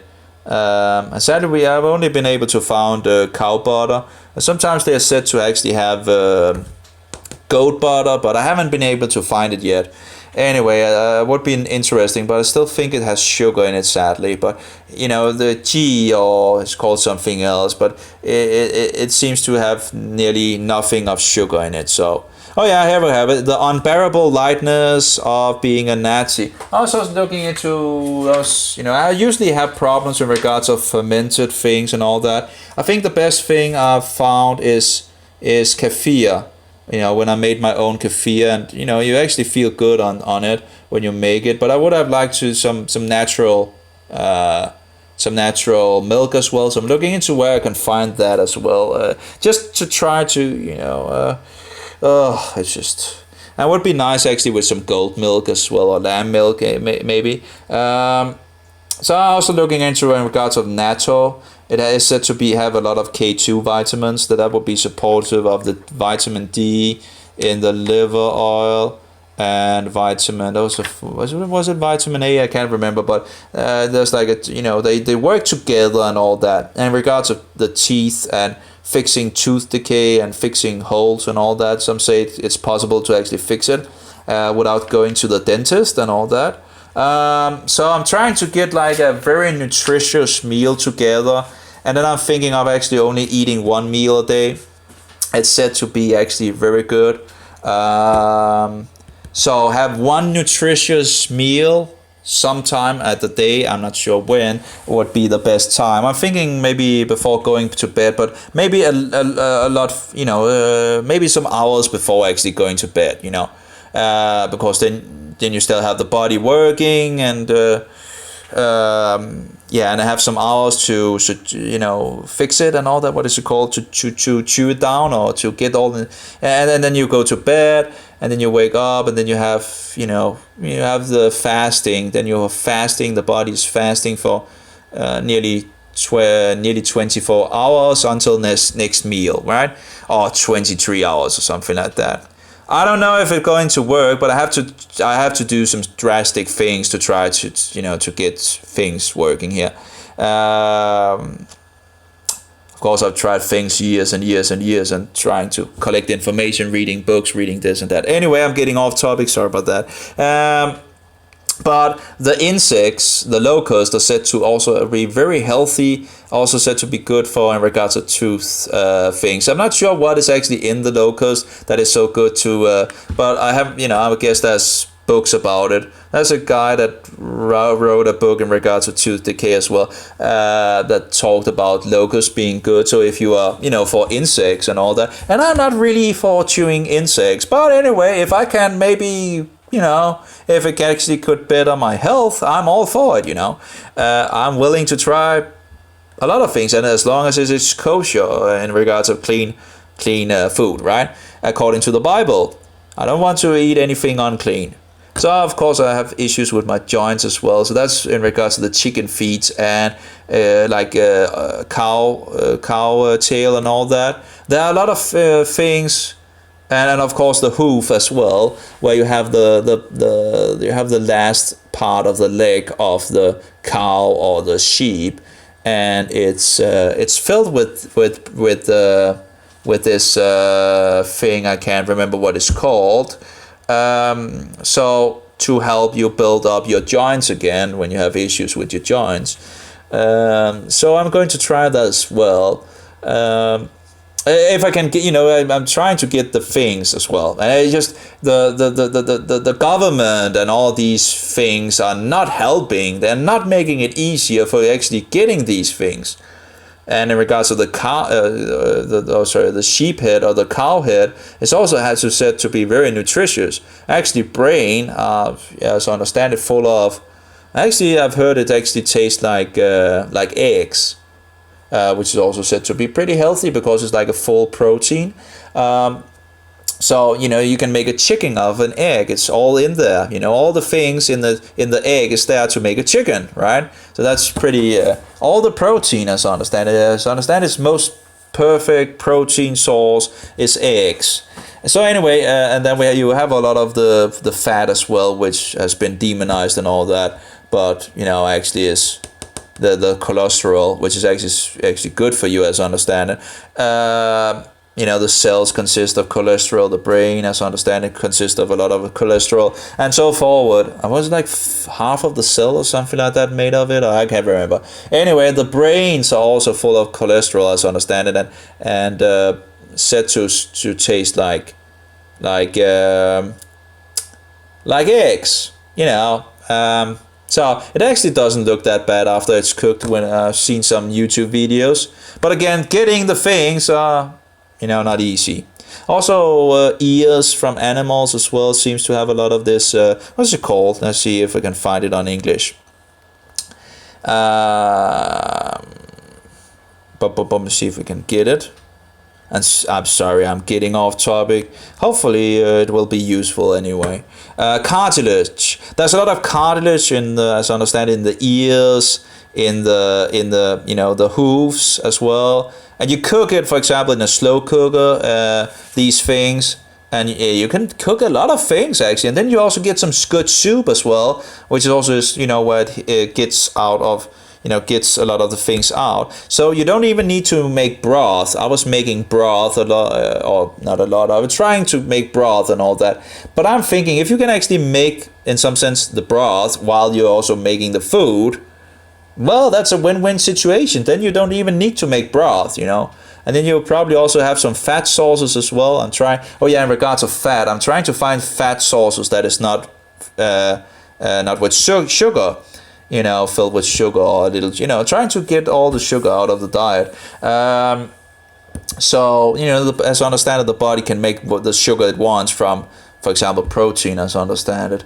I'm not entirely sure how the things, but, you're not going to die if you're, of course, it will just use fat as a fuel as well as something about that. Anyway, but you can actually make tallow. But the thing is, I can't get tallow in Denmark.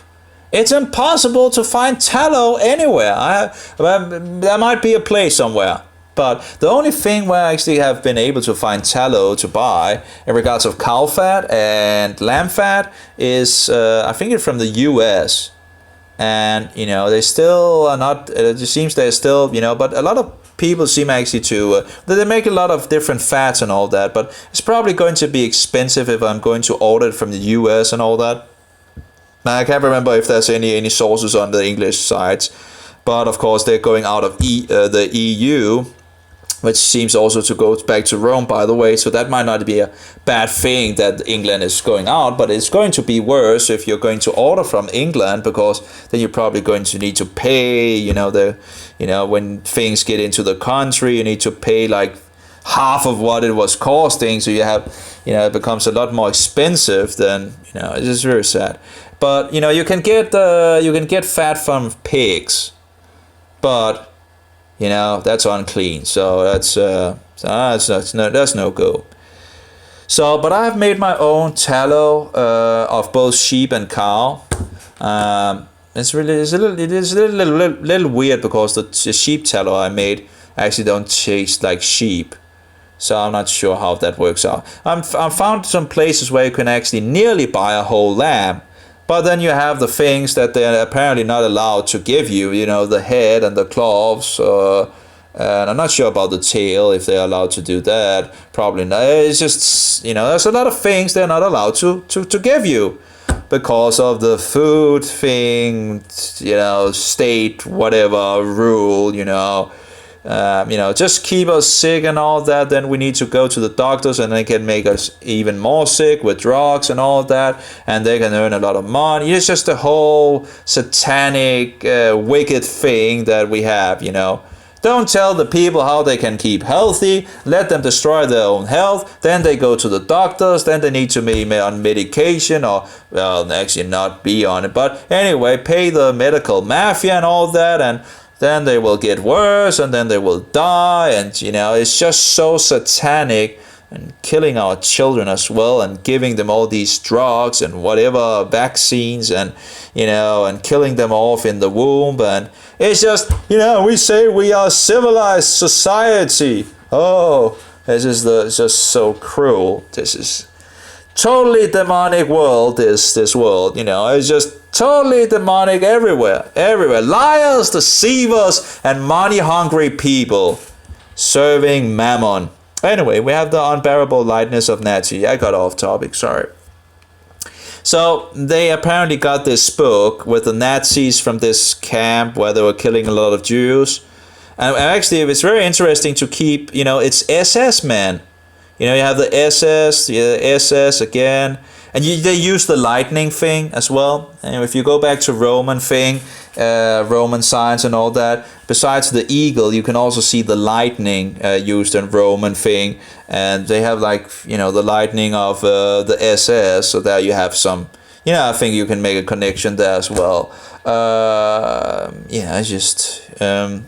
I'm sure you can find many more connections. I had another video in regards to these Knights of Malta's signs as well. But this was very interesting, I think, where you see the Nazis, at the camp enjoying themselves while people are getting killed in the camp. living what shall we say, a natural life without any concerns, it seems, while people are getting killed off. But we see a lot of these SS men. I see an SS man there, and I think also here. And you also see in regards of the dead head, the bones and the head of dead in regards to the SS.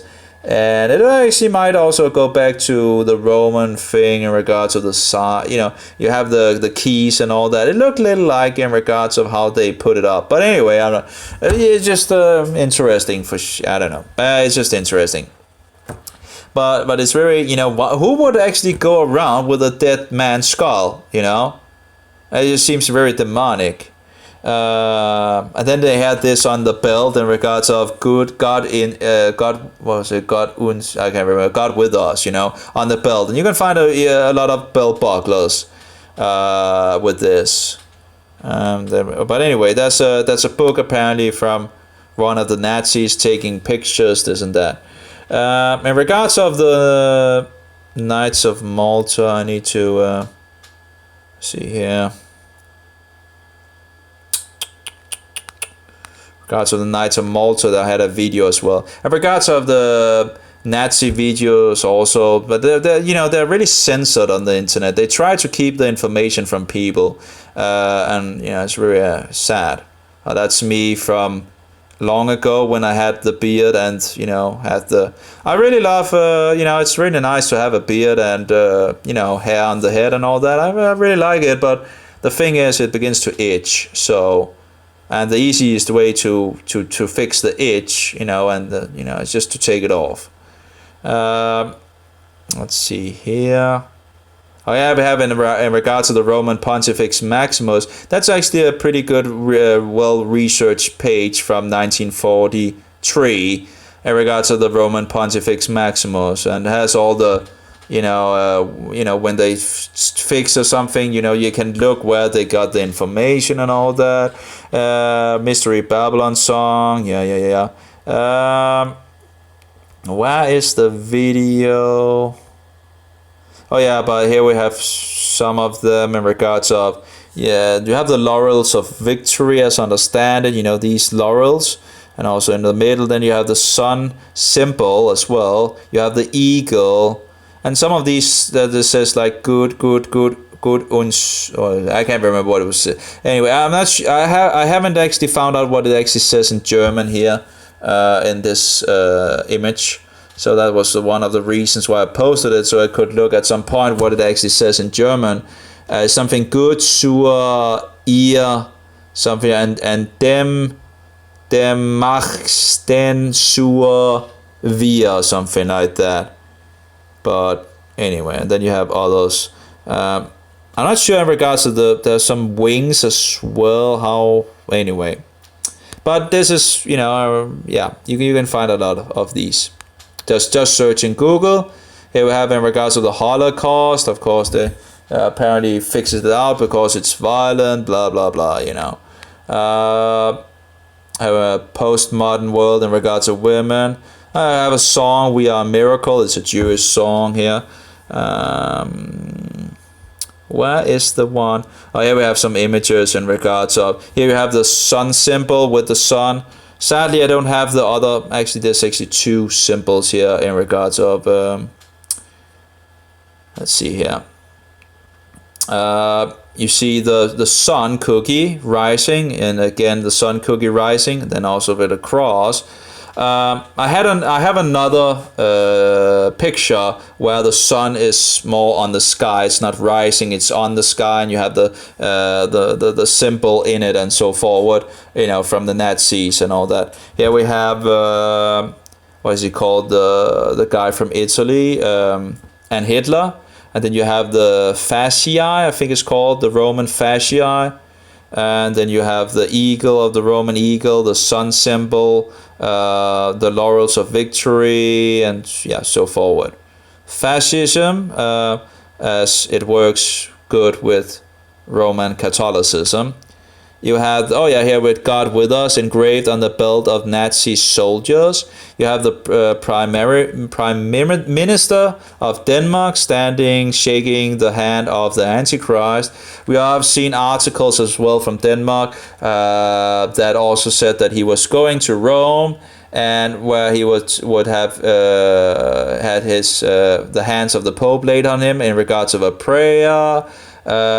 I don't know if it was behind closed doors or something like that. It was a Danish article. So, but he was going down there in regards to the Roman Treaty, in regards to the European Union. Well, all roads leads back to Rome, right? It's said that the blue on the European flag goes back to, if you're Roman Catholic, you would, thinking in regards to Mary, and the 12 stars. Again, you have this thing around Mary with 12 stars and all that. You can look that up for yourself. So some see it as a connection again. You have it right in your face, but people don't know it, and all that. So if you see images of so-called Mary, she's dressed in blue many times. And you can see this thing sometimes over her head. Here we have in regards of a church where you have the, and you have the crucifix. Well, it's an idol. Anyway, sadly, I can't. I don't know where the other picture is, but that here was two in regards of the where you see it's it's a sun, and the symbol of the Nazi symbol is in it, which is just the symbol of the solar, the solar god, the soul, the sun. It's a symbol of the sun. It's just anyway. Let's see here. We can see here. No, this is in regards to 1 John 5:7. I absolutely believe that 1 John 5:7 should be there. The grammar is destroyed if the Greek grammar is destroyed if you take it out.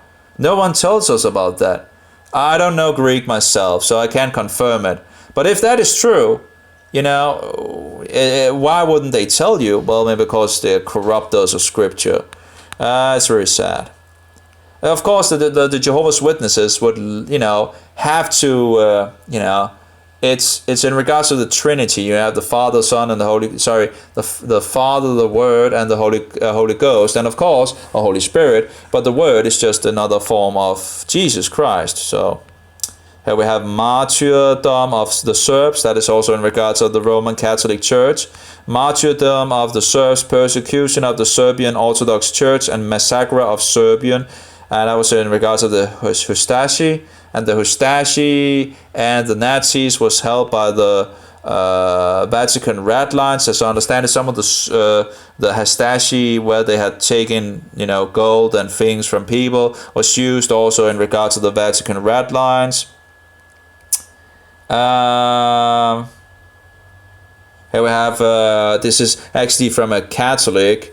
The thing is, these Catholics can research things and find out things, and yet they will still continue to be Catholics. They will just, there's some good Catholic and some bad Catholics and this and that. And, they just try to excuse it away. It's very sad. Anyway, practically every right-wing dictator of the period had been born and brought up a Catholic. Notable Hitler, Franco, Petain, Mussolini, Pavlik, and Tiso, who was a Catholic priest. John Cornwall, Hitler's Pope, 1999. That's from his book. He's a Roman Catholic. He's still a Roman Catholic, as honest, at least, maybe he's, I don't know if he's changed, but, if you see, he's talking about the book, and he's still a Roman Catholic, and, they begin to try to say, and then people will defend, the Roman Catholics or the Papists or the Romanists want to defend, it's true that Hitler was a Catholic, and he was in good standing with the church until his alleged death and all that, but was he really a Christian? They try to twist things, That was not a question about if he was a Christian. We didn't say that he was a Roman Catholic. That should actually already there be the statement in regard of him not being a Christian, If he was a Christian, he would not be part of the Roman Catholic Church. Ugh. Anyway, here we have some from the books, I think. Like wild animals, the serfs were being rounded up everywhere on the streets, in their homes and offices, and from the fields and countrysides. They were taken in trucks to the outskirts of the towns and cities and executed in mass. A great many of these unfortunate victims passed through most terrifying tortures and met death with a sick of relief. And actually, there was another book, or maybe that's, oh yeah, that's the Martyrdom of the Serbs. That's something that is from 1943, so that's close to the source. We also have other books from 1942 or something like that in regards of Nazism, how it goes back to Romanism and all that, and exposes a lot of the things.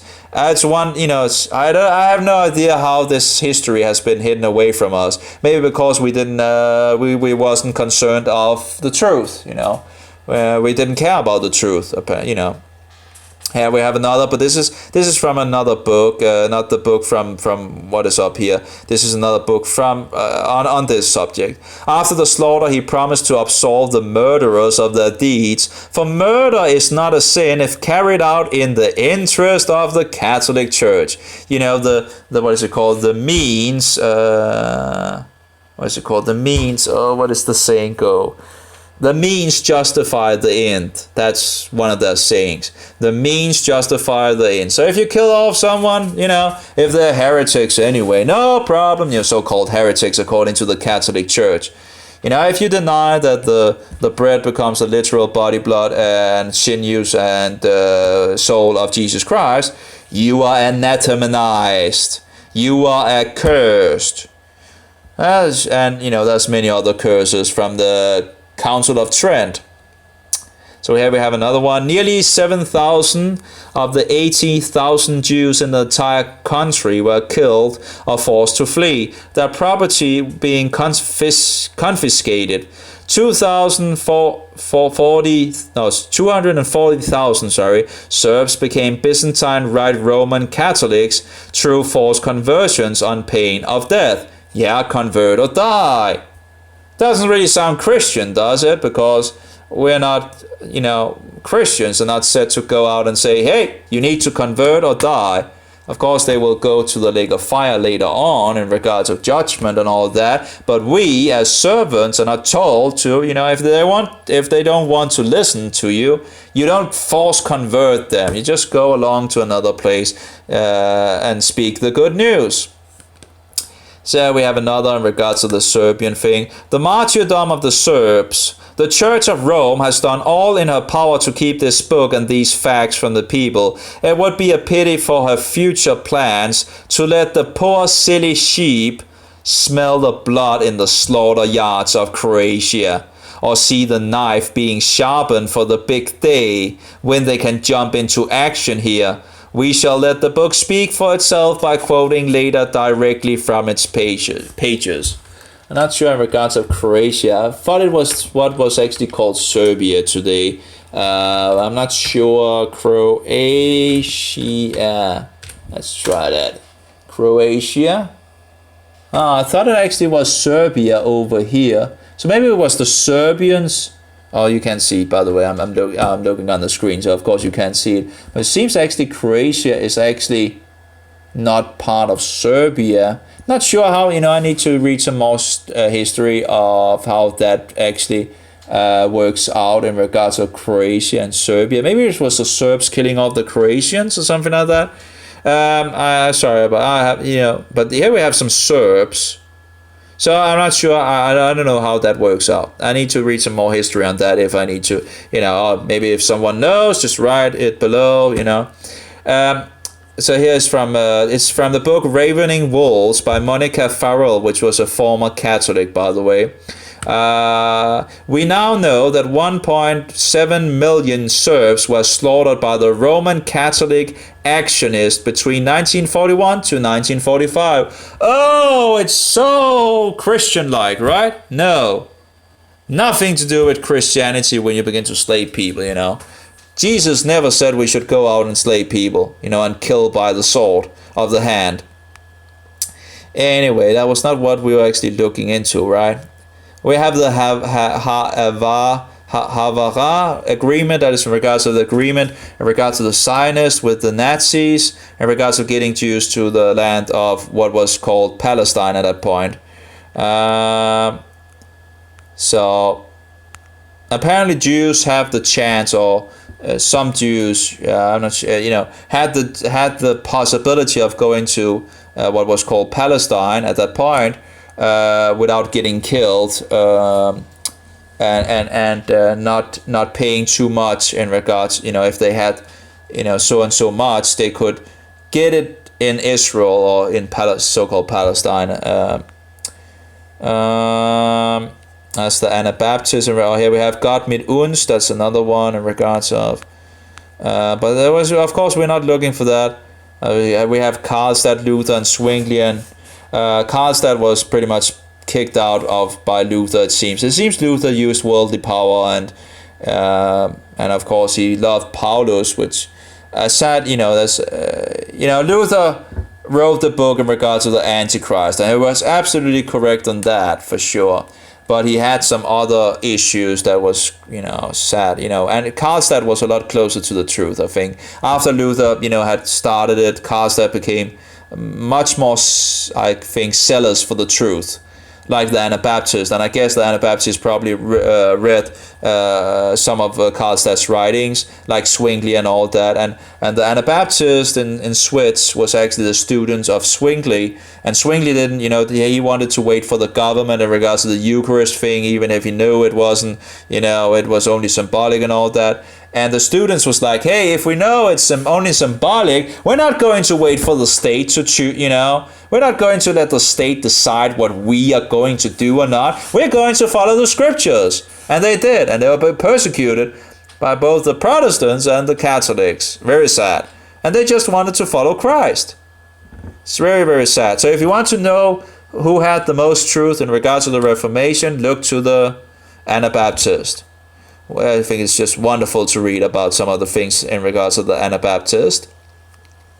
Oh, I was looking in regards to the Barmen Declaration. Some of the Christians actually remembered in regards of who the Antichrist was, that he was the Roman. And apparently, I saw this documentary from I think it was a professor from one of the universities talking a little about it, and he's just touching it a little, talking about these Christians. Remembering that the Pope was the Antichrist, and they shouldn't go in bed with with Rome and all that. And I was like, why would? And he's just touching it a little, it's seeming like he doesn't seem to believe it himself. It seems like it's like but that was what they believed and all that. And but the thing is, why would they believe that going in regards to the state church, the Reich Church, why would they actually believe that had something to do with Rome? Well, maybe because Hitler was a good Catholic. Maybe that's why. Anyway, so you see these pieces that has been hidden away, and you see a little there and a little there, and it's just, very interesting. That's the Confessing Church. The Bekennende Kirche. Of course, we should not forget the Roman salute used by the Nazis.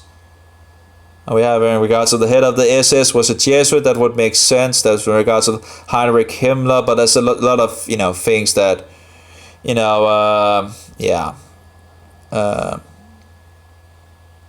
we have the Reich Concordant in 1933 with the Vatican and all that, and the SS model after the Jesuits. There's something in regards to the SS. You have there's something actually going back to a Roman word, which I can't remember. I haven't verified that, but you have the what usually people believe it means, and then you seems to have a hidden meaning. I haven't really, but there are some that say that it's actually. Hitler and the Roman Catholic Church Part 2. That's a pretty good video. There's also Part 1. I had problems with censor and all that. I have downloaded them now.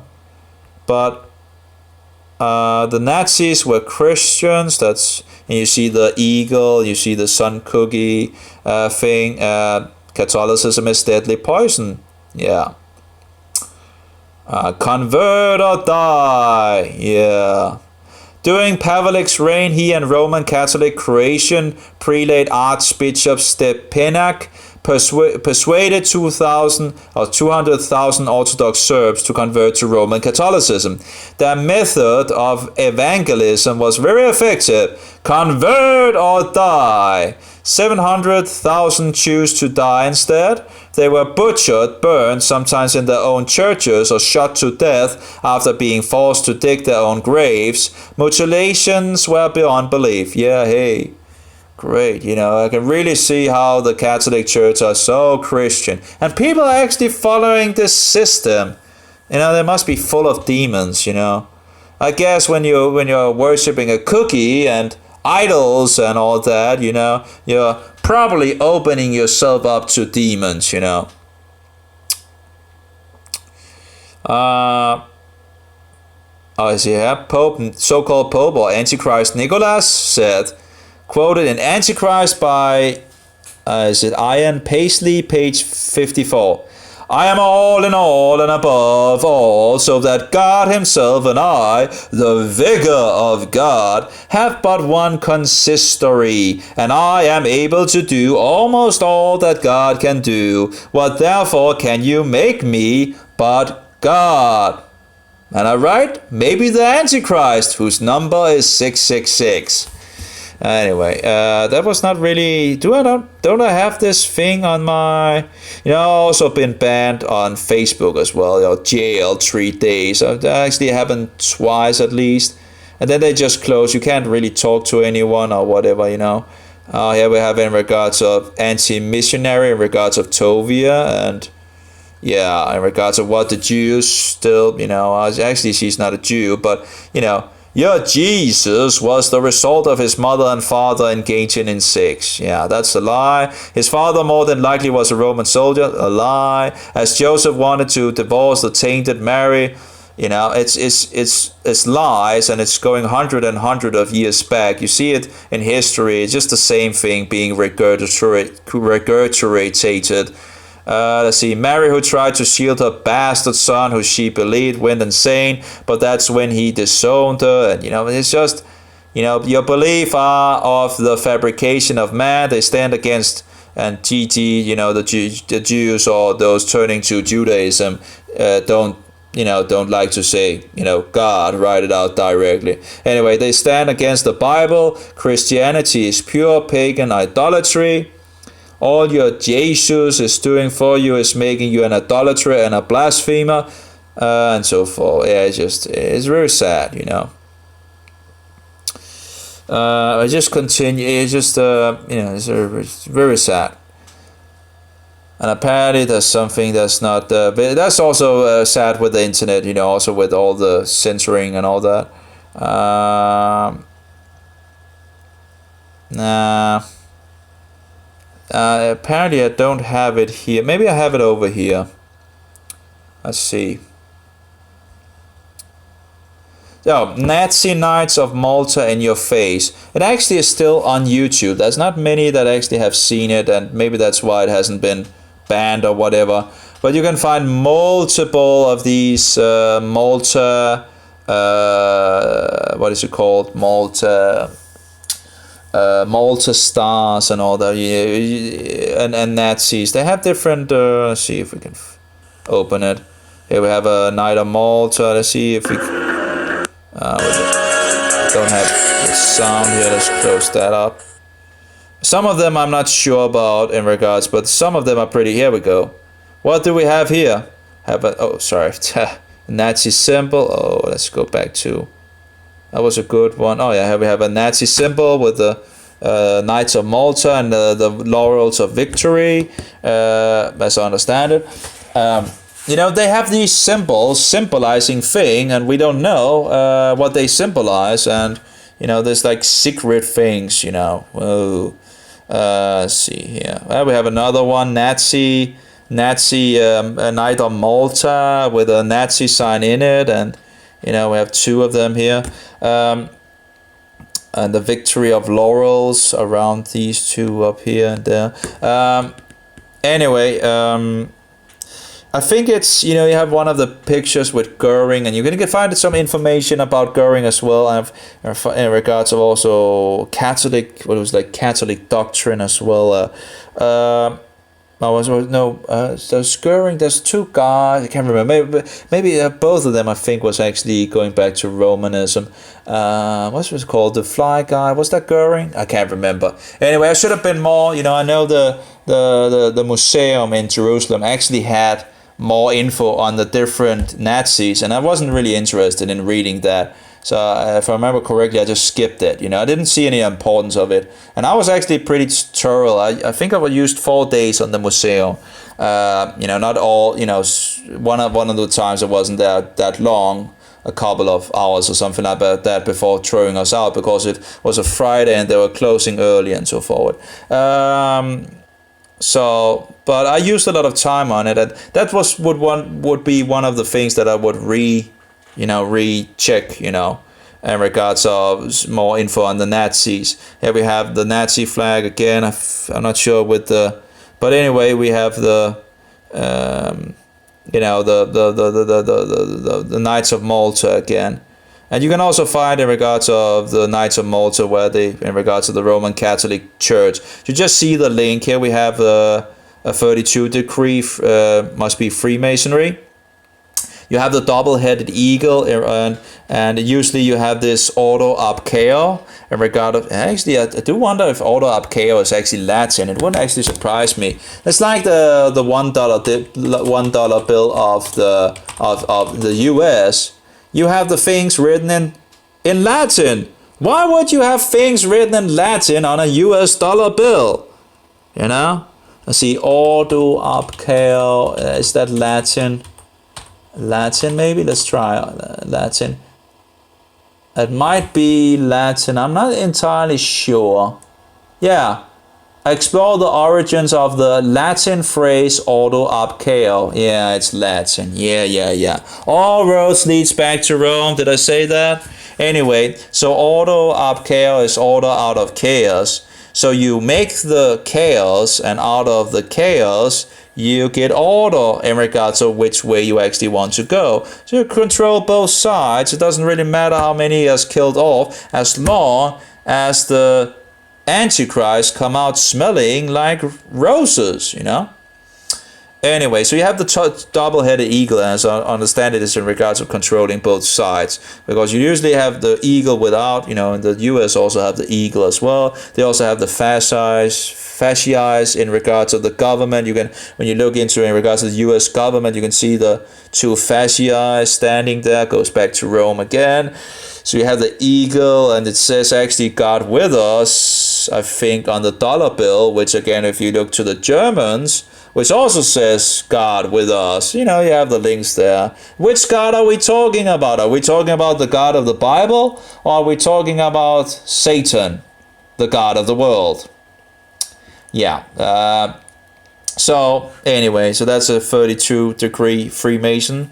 And you can there's actually, there was a movie, and I think the guy actually got killed, and I think he was himself a Freemason, and he made this movie about Freemasonry. I think it was getting France to attack Germany or something like that, and it links the Freemasons to doing this, to making this war with Germany. I can't remember all the details, and it's an old video. I think the guy that made it was actually killed off afterwards.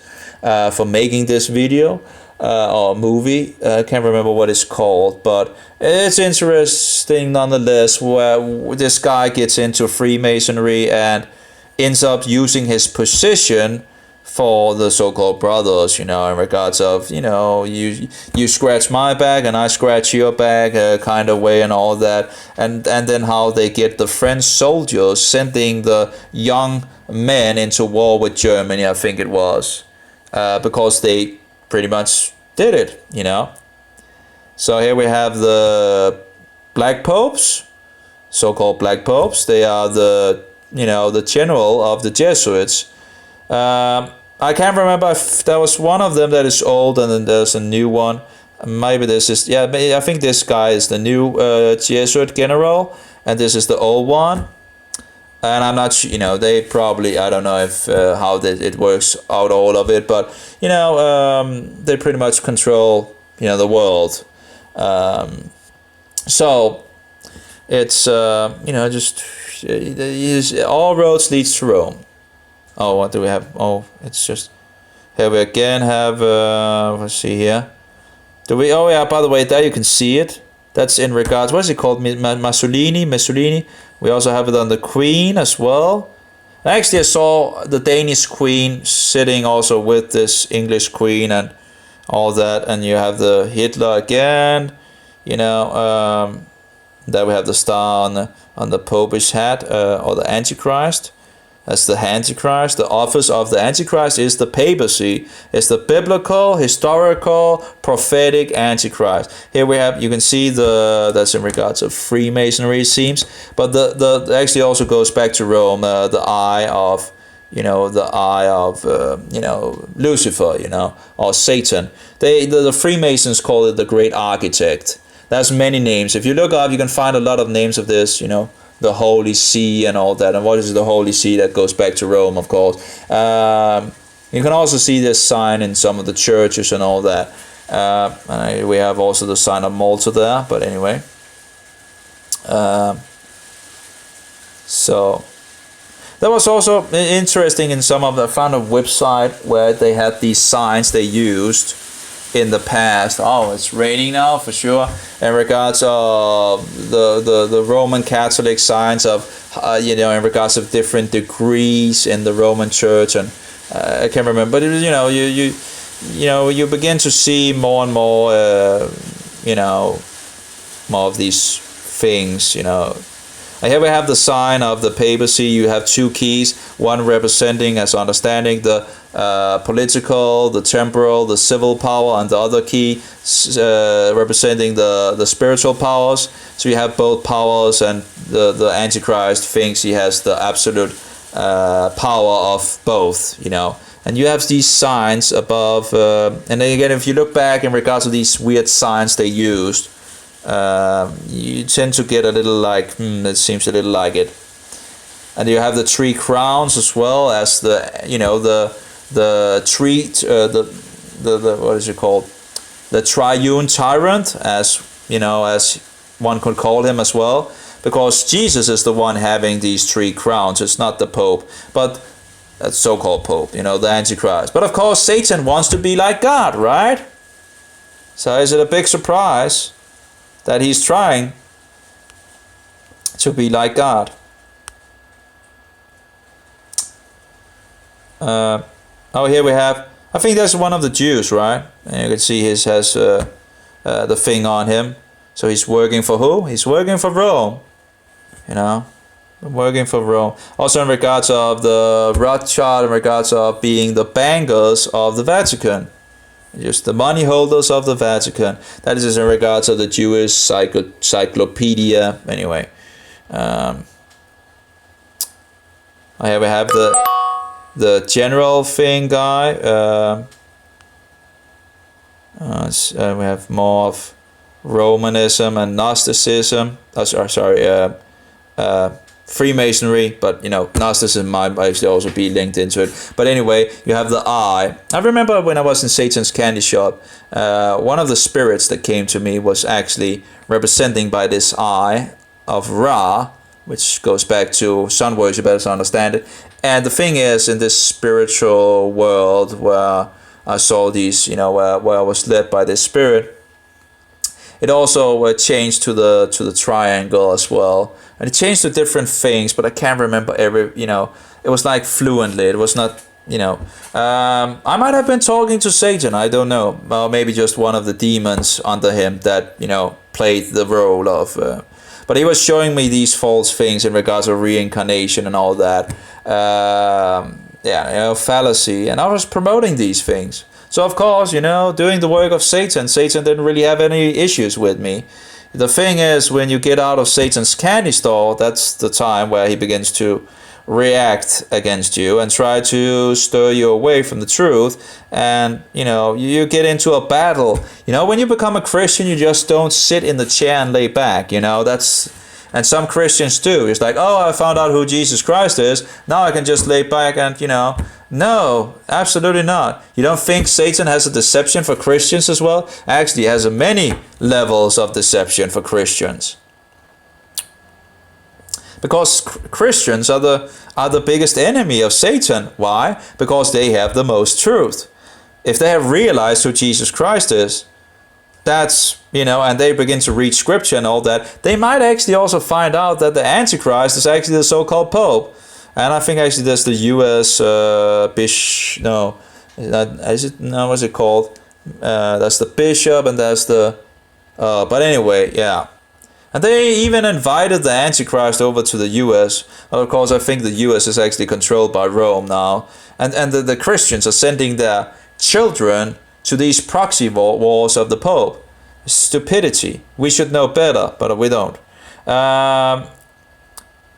The Anabaptists, actually in the World War, I have two stories of the Anabaptists. In the U.S., two of them froze to death because they didn't want to take up the sword of the hand and fight.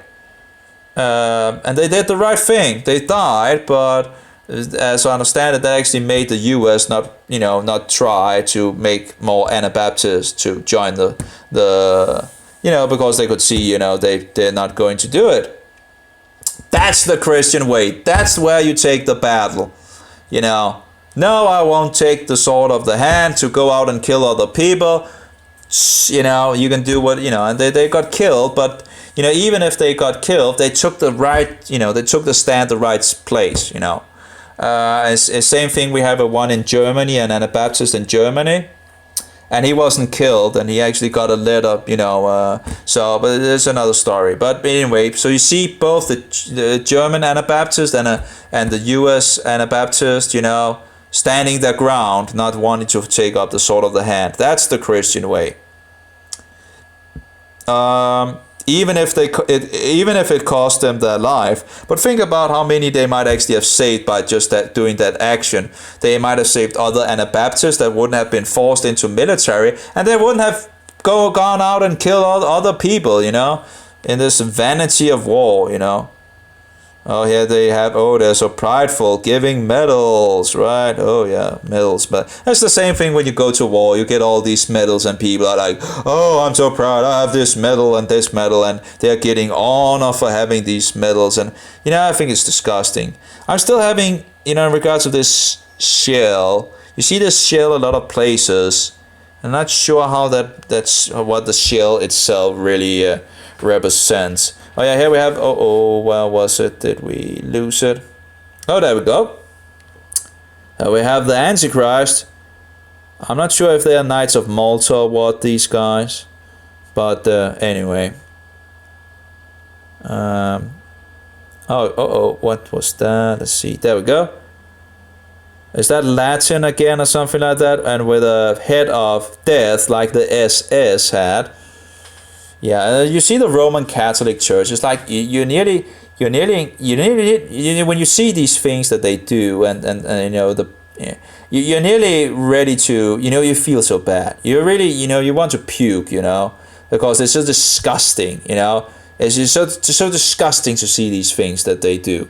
How they venerate death, and it's so demonic. Anyway, there we go. Let's see here. Oh, did I actually go the wrong direction? Here we go again. Having death skeletons and all that, Freemason ring and all that. Death. This looks like Freemason. I think they have, like, the Mormons have some of the same in regards to the temple as well. I think also there was something in regards of Joseph Smith being a Freemason or something like that. So it wouldn't be a surprise. Knight of Malta. Yeah, that's why I stand on the medals. And what's it called? Cardinals. Yeah, we have cardinals and bishop. Or something also in regards of the meaning of cardinal as well. And so sad. Oh, Hitler again, and as you can see on that sign, there we go. Not sure what. What was it? There we go. You see the eagle. You see the sun symbol and the laurels of victory, and then you see the V thing, And you see also soldiers usually have these V things. I'm not entirely sure what they represented, but anyway, then we see have the swords, and then we have like eagles. It seems around the sun face. Well, yeah, it's just disgusting, all of it. And this was actually a thing for women. In regards of having babies, German babies, and the women could apparently get this cross-like, metal thing. I'm not sure what it actually stands in it, but anyway. And again, we've seen that before. What do we have here? The eagle standing there, and we have the dead, skeleton with bones and all that. England awake. Not sure why it was say England awake or whatever. And the laurels of victory around it. Another one in regards of, the Knight of Malta thing with Nazi symbol again. I'm not sure if this is like a less version of, but it's a kind of cross, whatever. And here we have a one from 1939.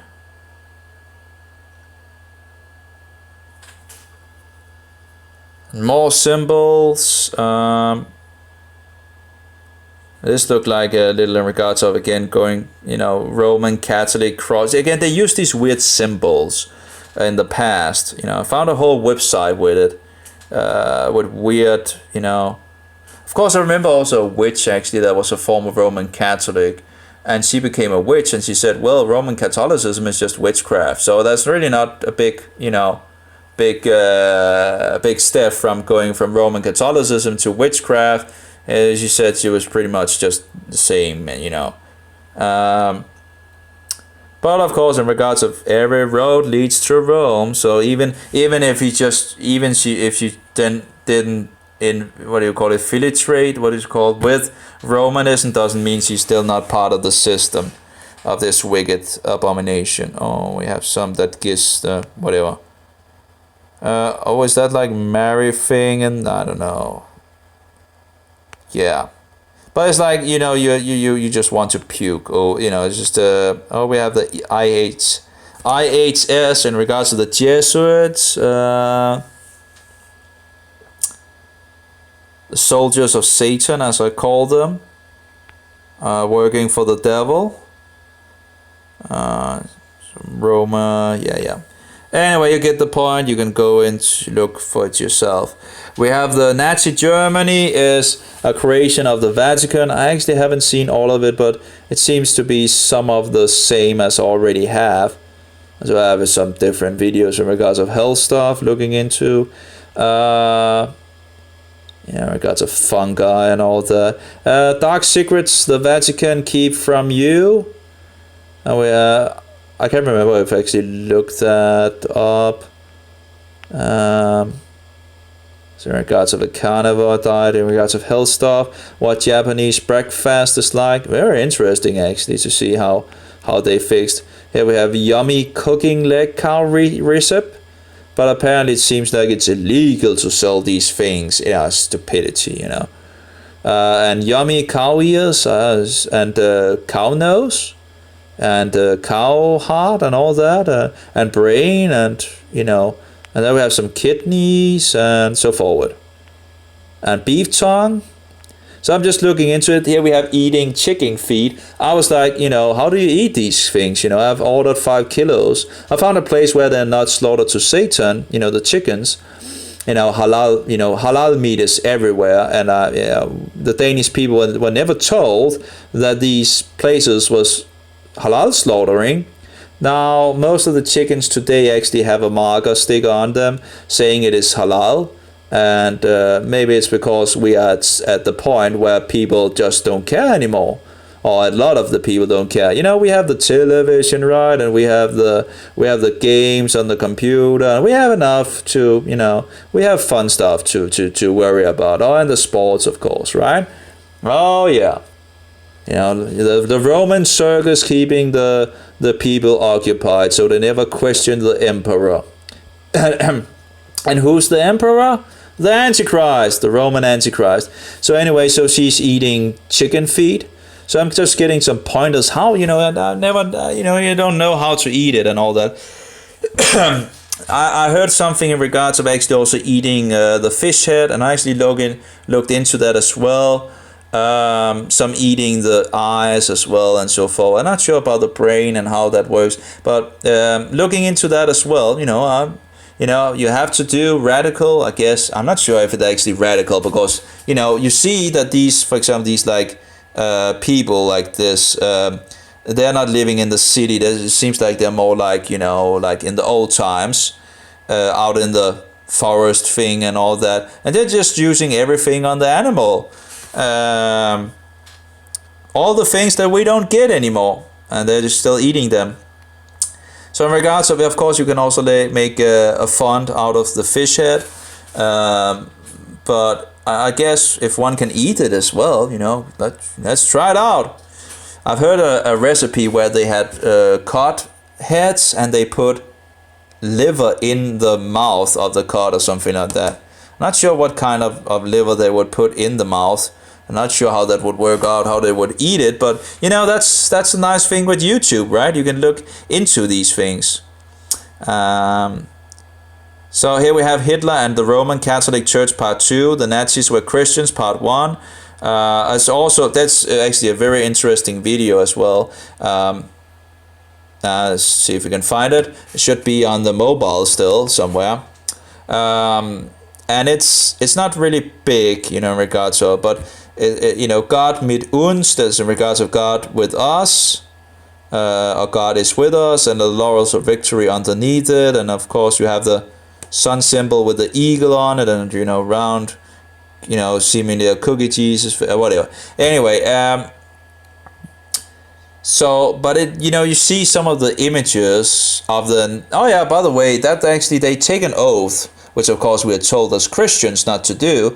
But these Nazi soldiers are taking an oath, and if you actually look on the hand signs at the oath, it looks very, very suspiciously like the oath that the Swiss Guard is taking when they are fixing the oath to the Antichrist. It's not. It's a little variation of it, but still the 3 fingers and all that, and closed of the 2 fingers. I need to have the.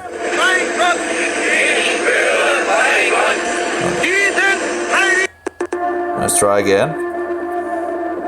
How did the Nazis justify mass murder? They were Christians. Well, that's not actually true. They were, not really Christians. They were Roman Catholics, And it seems like sadly that Protestants also went along with it in regards to the right church and all that. But again, we have this Bekennen church that actually remembered that, wasn't actually the Pope the Antichrist, And again, why would they conclude that joining this state church would actually be in regards to Rome? Well, maybe because Hitler was a good Catholic and all roads leads to Rome. So anyway, let's see. God was on their side.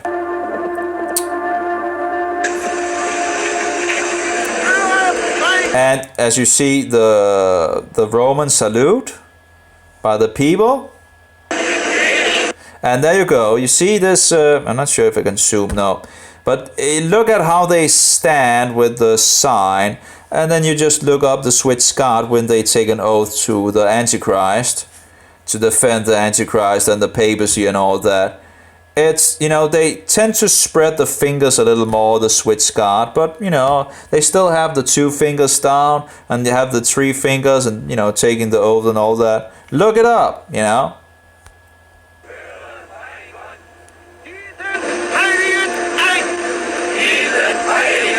And again, if they were Christians, they wouldn't take an oath. Because what did our master say? Don't take an oath. I guess when Jesus said these things, I guess he knew what was going on to go on in the future, right? So he said, don't take an oath. If you take an oath, you end up being part of the system.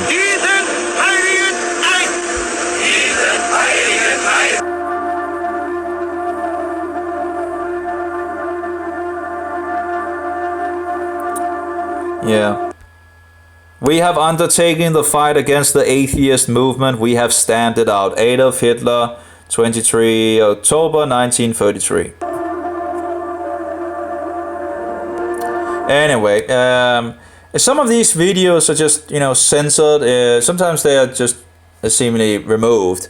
Other times they're just censored in different countries, and yeah, it's very sad. I had to, to get these videos, I had to use time to get around to get them, sometimes use a proxy thing to get them, and look for if I could find it in another place and all that. It's very sad to see how the censoring is going on in our days. And also I've seen channels being closed down without any reason. The Mohammedans have a way of doing this this jihad, this internet jihad, where you have a button where you can report a thing, and then they just group up and report something or someone because they are offended by the material. And then you see sometimes sadly happening that things are getting censored or closed down and all that. I think it's so disgusting, but anyway, so Hitler and the Roman Catholic Church, Catholic Nazi connections, Hitler and Rome Catholic Church Part 2. Anyway, that's some of the videos at least that is out there. There are some books as well that really shed some light on the things. That was this book from, I think it was 1942, which really, where he is at the point of, and writing about the things is just amazing. And why do we not know these things in our days? Well, someone is trying to hide the truth. Maybe because it would actually taint the church. The church the so-called church, the whore tries to look beautiful, right? She's trying to deceive and this what is it called? Deceive. How do you call it when a woman tries to what is the word? Seduce. There we go. Seduce. She's trying to seduce the so-called Protestants, trying to get them back under her wings. So I guess, knowing that all roads leads to Rome and the Antichrist is the Pope and all that is not really a good thing to actually, to know, for them to know about, and thereby their system, the whole, it's amazing how they could actually hide these things. They must, think about how much control they must have in the world to actually get these things done. Now, of course, we have the CIA as well in regards to the Catholics in action. It's, you see all the media being manipulated, and, in regards of, the guy that died in Germany where he talked about, I think it was the CIA that actually, in regards of the, he's dead now. Who knows if he actually was killed, it wouldn't be a surprise. I remember when I was in the truth movement at the beginning, and you see one person after another dying, being killed off, because they had some truth they wanted to share, and then they just, went out dead, so you never know who, if they got killed and all that. It seems like there's a lot of information they don't want to have out to the public. But we have to stand for the truth, because who wants to live in a world based on lies? I'm not going to, we have a lot of people that probably was killed by the Catholic Church, standing for the truth, becoming martyrs. Real Christian martyrs, standing for the truth, trying to awake the people, getting killed off by the Roman system. And people don't care anymore. There's so many people that just don't care. They don't care. They have been so, what should we say, they're so deep into it that, in regards to fun stuff and all that, and games and whatever, they just want to live their life, They don't want to stand for any truth. They just want to continue promoting all these lies and never knowing the truth. Like evolution, right? Most people in Denmark, like 82% of the people in Denmark believe in evolution. Evolution is a pagan satanic lie, also promoted by Rome, by the way. but it's not biblical. Of course, no, not a big surprise that that they would promote a false doctrine. It's a wicked system. It's not Christian, Anyway, I guess I got off topic again in regards to the Jews. The thing is, I don't think that the Jews could have been collected back to their country if God didn't want them there. I feel it's totally impossible to not have God in the know. It's like it's the place, the place, the land that He has His eyes fixed on, and you're telling me that He just let the Jews back, without knowing it? Absolutely not. He kicked them out. He has kicked them out before. He has taken them back before. He has kicked them out again. Taking them back again shouldn't be a surprise. I don't think it should be a surprise of the people living there. There's no excuse of the people living in that place, not reading the Bible. They have had 1900 years or something like that. Well, nearly, or something like that. And there were still Jews living in the land, as I understand it. So it was not all the Jews that was actually, there was still some around. There was an interview with one that should have gone back to, and by the way, she was white, because people say, oh, the Jews are black and blah, blah, blah. But actually you can find many variations of Jews. And, think about it, Joseph had a wife that was Egyptian, right? So, it wouldn't be a surprise if there was a little, I don't know. But anyway, in any case, you have all these weird theories out there, and so many wants to be the real Jews, right? And whatever. For example, the black people, because they have lost, and it's a little funny in some sense. Because they have lost their history of where they're coming from. They have lost their background and all that. And let's just say we're Jews then, right? That's just insane. They're sitting there and telling, we don't know our, in regards of our, we have lost our background and all that. And yet they proclaim themselves to be Jews. Oh, we're Jews. Oh, yeah, we're Jews. Oh, you see, it's the black people that are the Jews. And it's just so... give me a break, give me a break. And screaming like the feminist murderers, screaming, they're not really the Jews, we are the real Jews, blah, blah, blah. Anyway, so you see a lot of stuff it's just an insane world. It's totally insane. But the people living in the land of so-called Palestine, which was something that Rome gave this place because they were angry at the Jews. They had rebelled twice at least, in regards of where the Romans came at 70 AD and destroyed the temple and all that. And the second time, they rebelled in 935 or something like that, where they were kicked out because they had this Messiah, right? Because they expected the Messiah to set up the kingdom of God on earth and throw out the Romans. But Jesus came, or Yeshua came and said, love your enemy. It's like, you're not going to kick out the Romans? Nope. Apparently not. He said, love your enemies. And what did the Jews do? Did the exact opposite, right? Instead of actually, they wanted to find a Messiah that could kick the Jews out from Israel or from the land so they could, But of course they followed a false Messiah, as they have, multiple false messiahs through the ages of the Jews. Yet they rejected the true one, which they should have followed. And of course the Nazarenes got in conflict in regards of that as well. That was the first the first Christians. I actually think there was also Gentiles in regards of the mix. You see that as Greeks. Now of course some of the translations will try to distort that.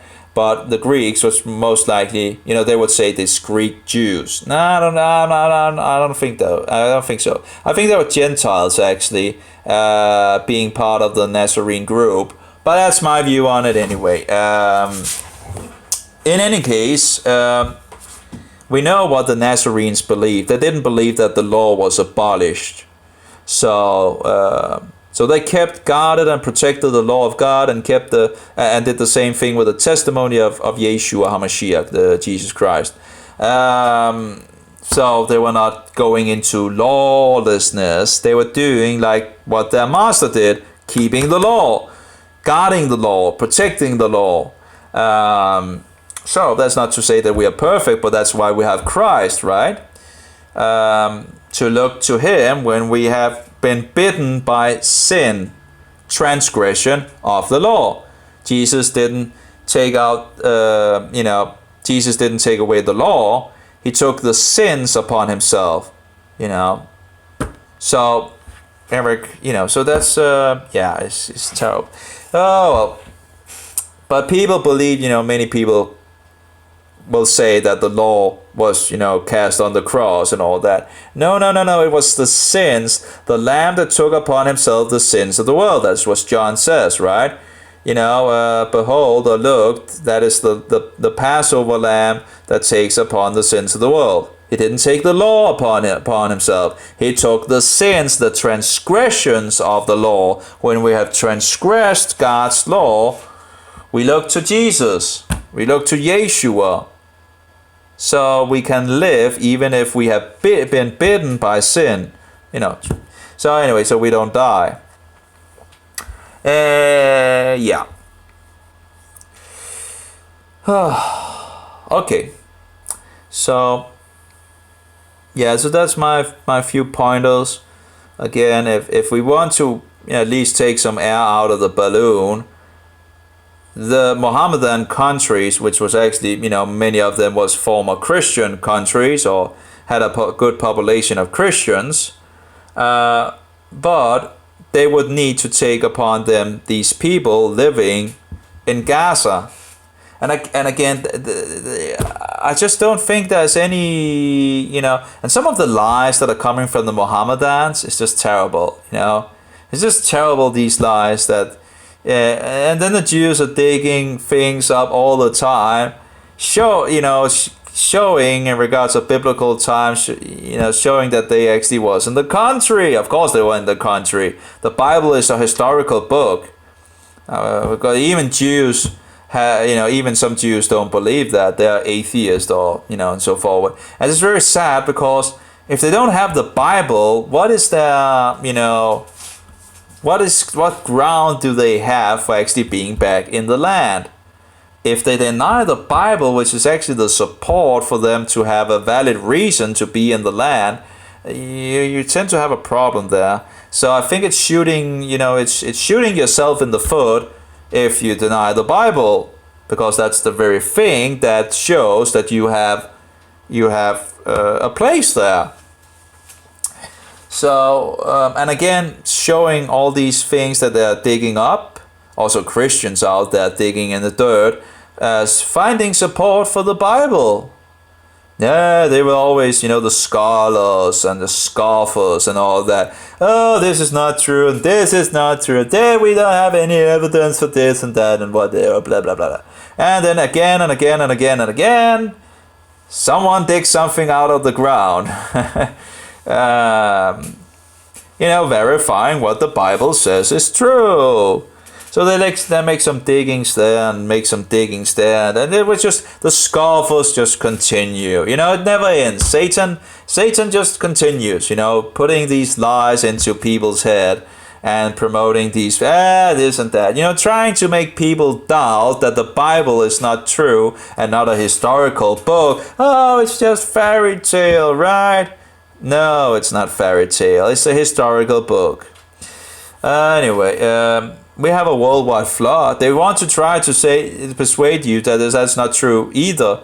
I've heard Mohammedans, I've heard, Christians, so-called, I don't know, well, professed Christians, whatever, I don't know what to call them. It's the priest, priest that should know the Bible. Oh, it's just a local flood. It's just a local flood. Oh, that's why all the mountains was, filled up with water, right? And what is it called? Dressed all the mountains with water over it. Oh yeah, it was just a local flood. Yeah, okay. And then you say, well, if it was a local flood, God could just have asked Noah to, go another place. And also the animals. Think about how stupid it is, If the whole idea of taking animals on board on the ship, if it's only a local flood, just is insane. Why would you take animals on board on a ship if it's only a local flood and animals are living other places? It's stupid. It's so stupid. Anyway, so then, why didn't Noah just then walk another place? Oh, well, it's just, God used it to symbolize whatever, show something and all that. Hey, just give me a break, You can't even stand for what the Bible says, so give me a break, Anyway, so the world was created around 6,000 years. Luther writes 5,500 years ago. But of course, he wrote that 500 years ago. So that's around 6,000 years ago, right? So around 6,000 years. That's plus minus some years here and there. I don't have an exact date on it, but we have different... The thing is, we have some variations in some of the scriptures. We have the Samaritan text, we have the Masoretic text, and we have the Greek text, and we have some variation in regards of counting the years and all that. But it's around 6,000 years. We're not talking about millions or billions of years. We're never talking about we're never talking above above 10,000 years.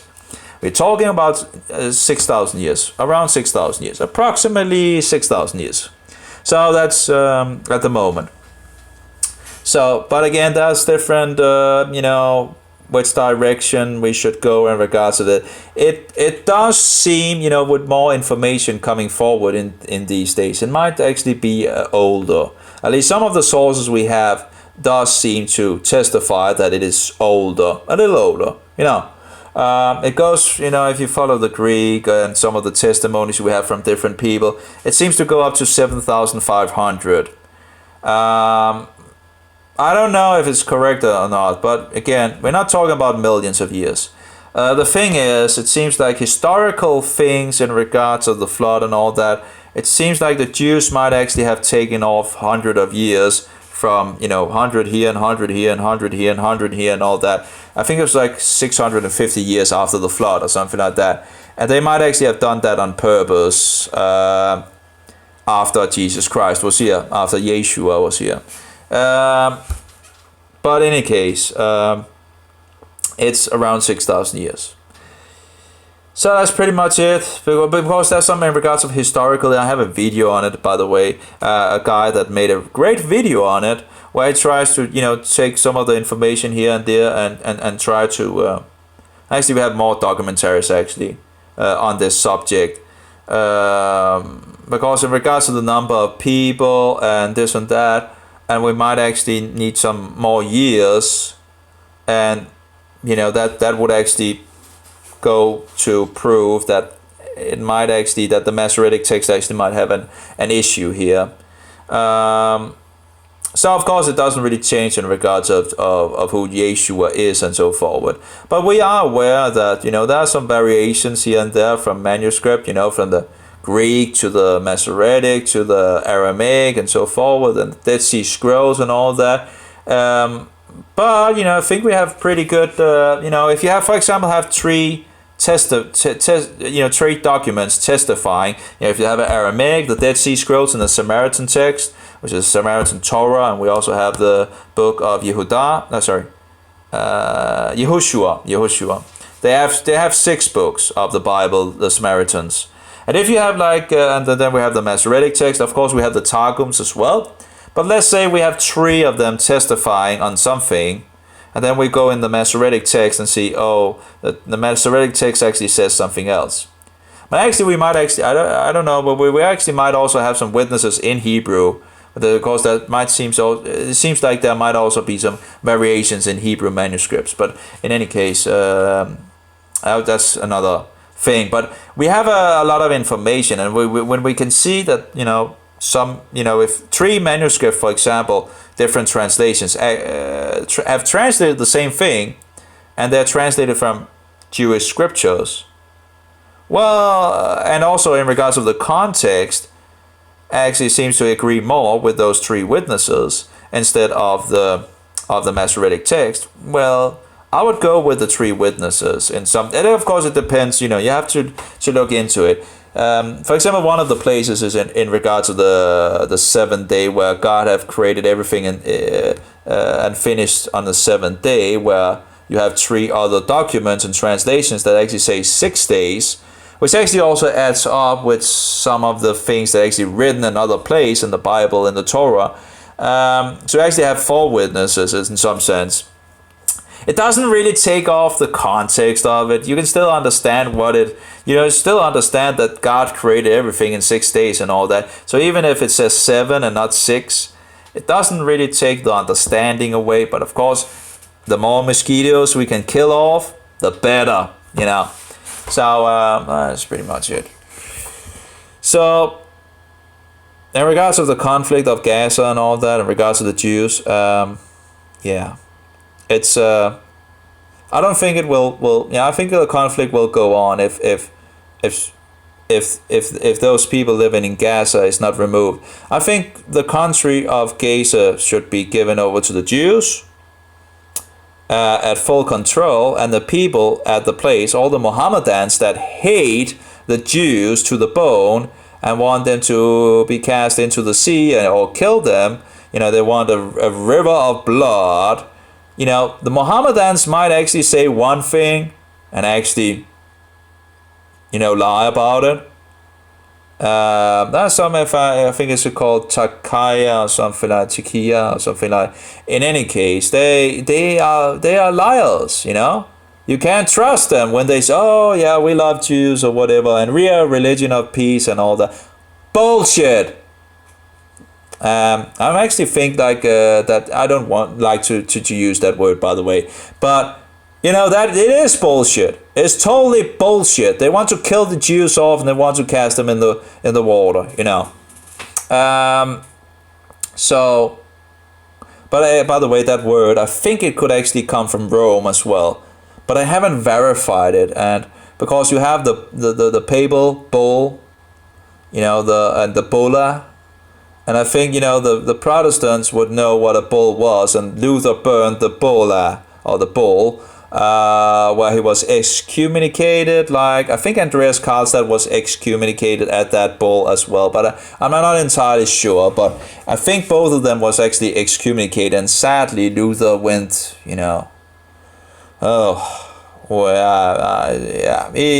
instead of working with Andreas, he ended up kicking him out, even if Andreas was correct and Luther was wrong.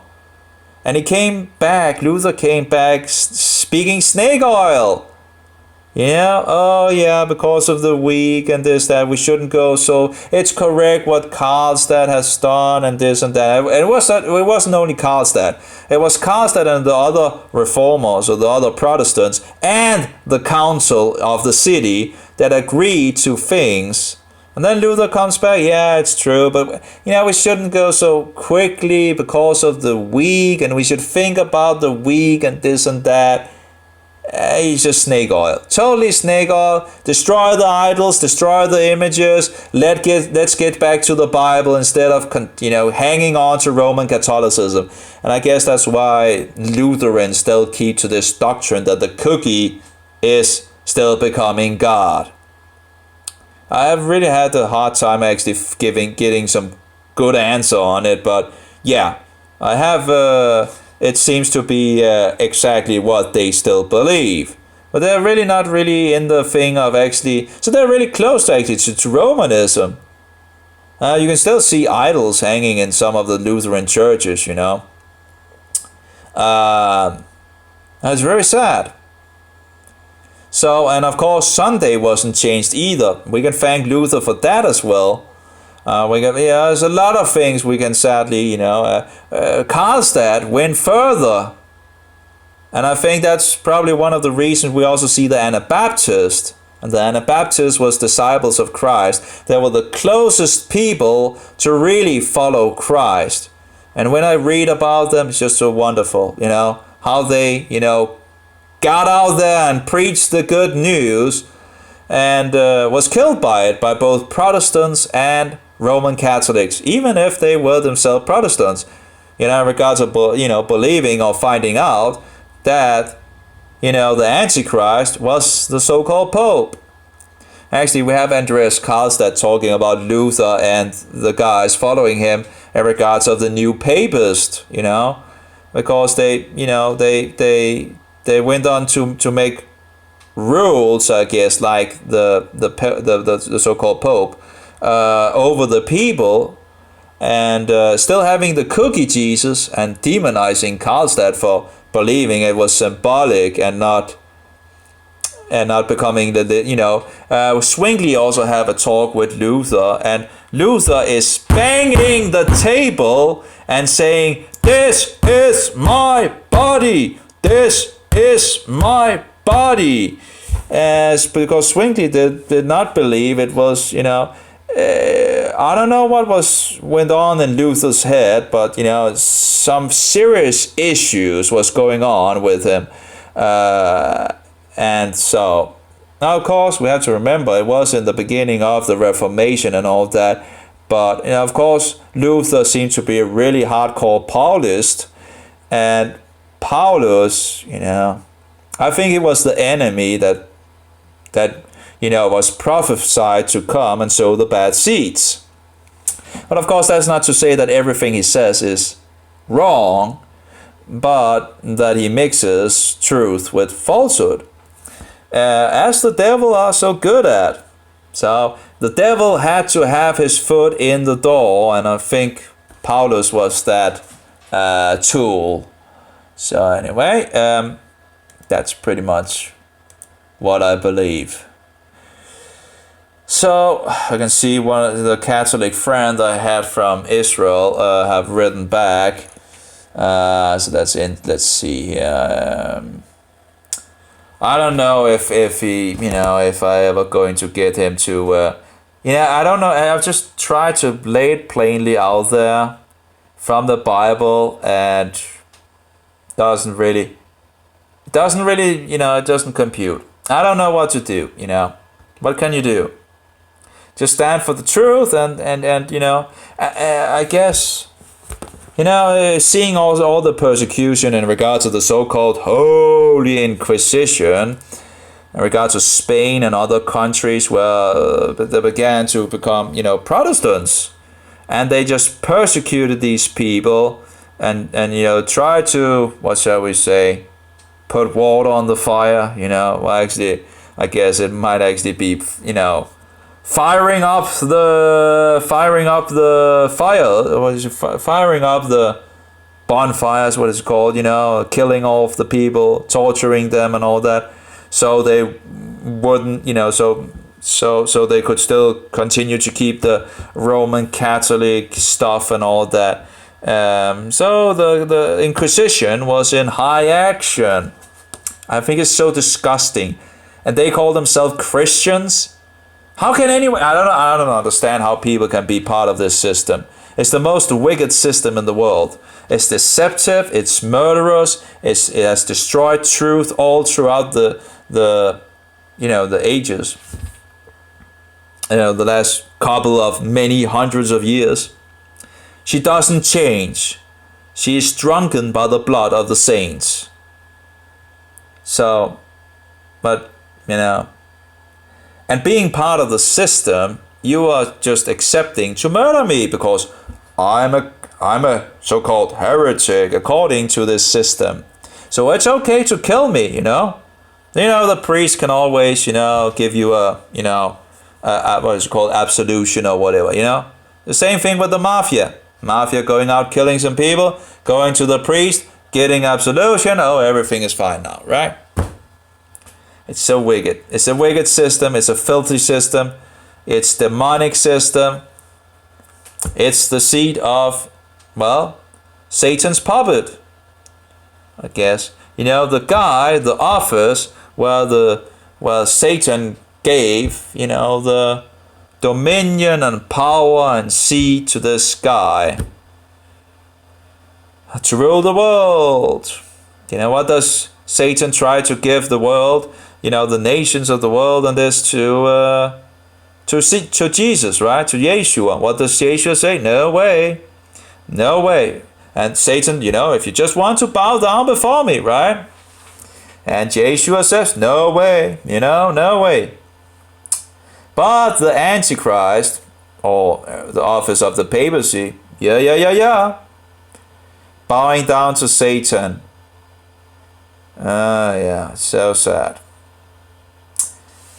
So, and this will continue until our master returns, and he will cast this man, which is in the office of the papacy at that point, in the fire.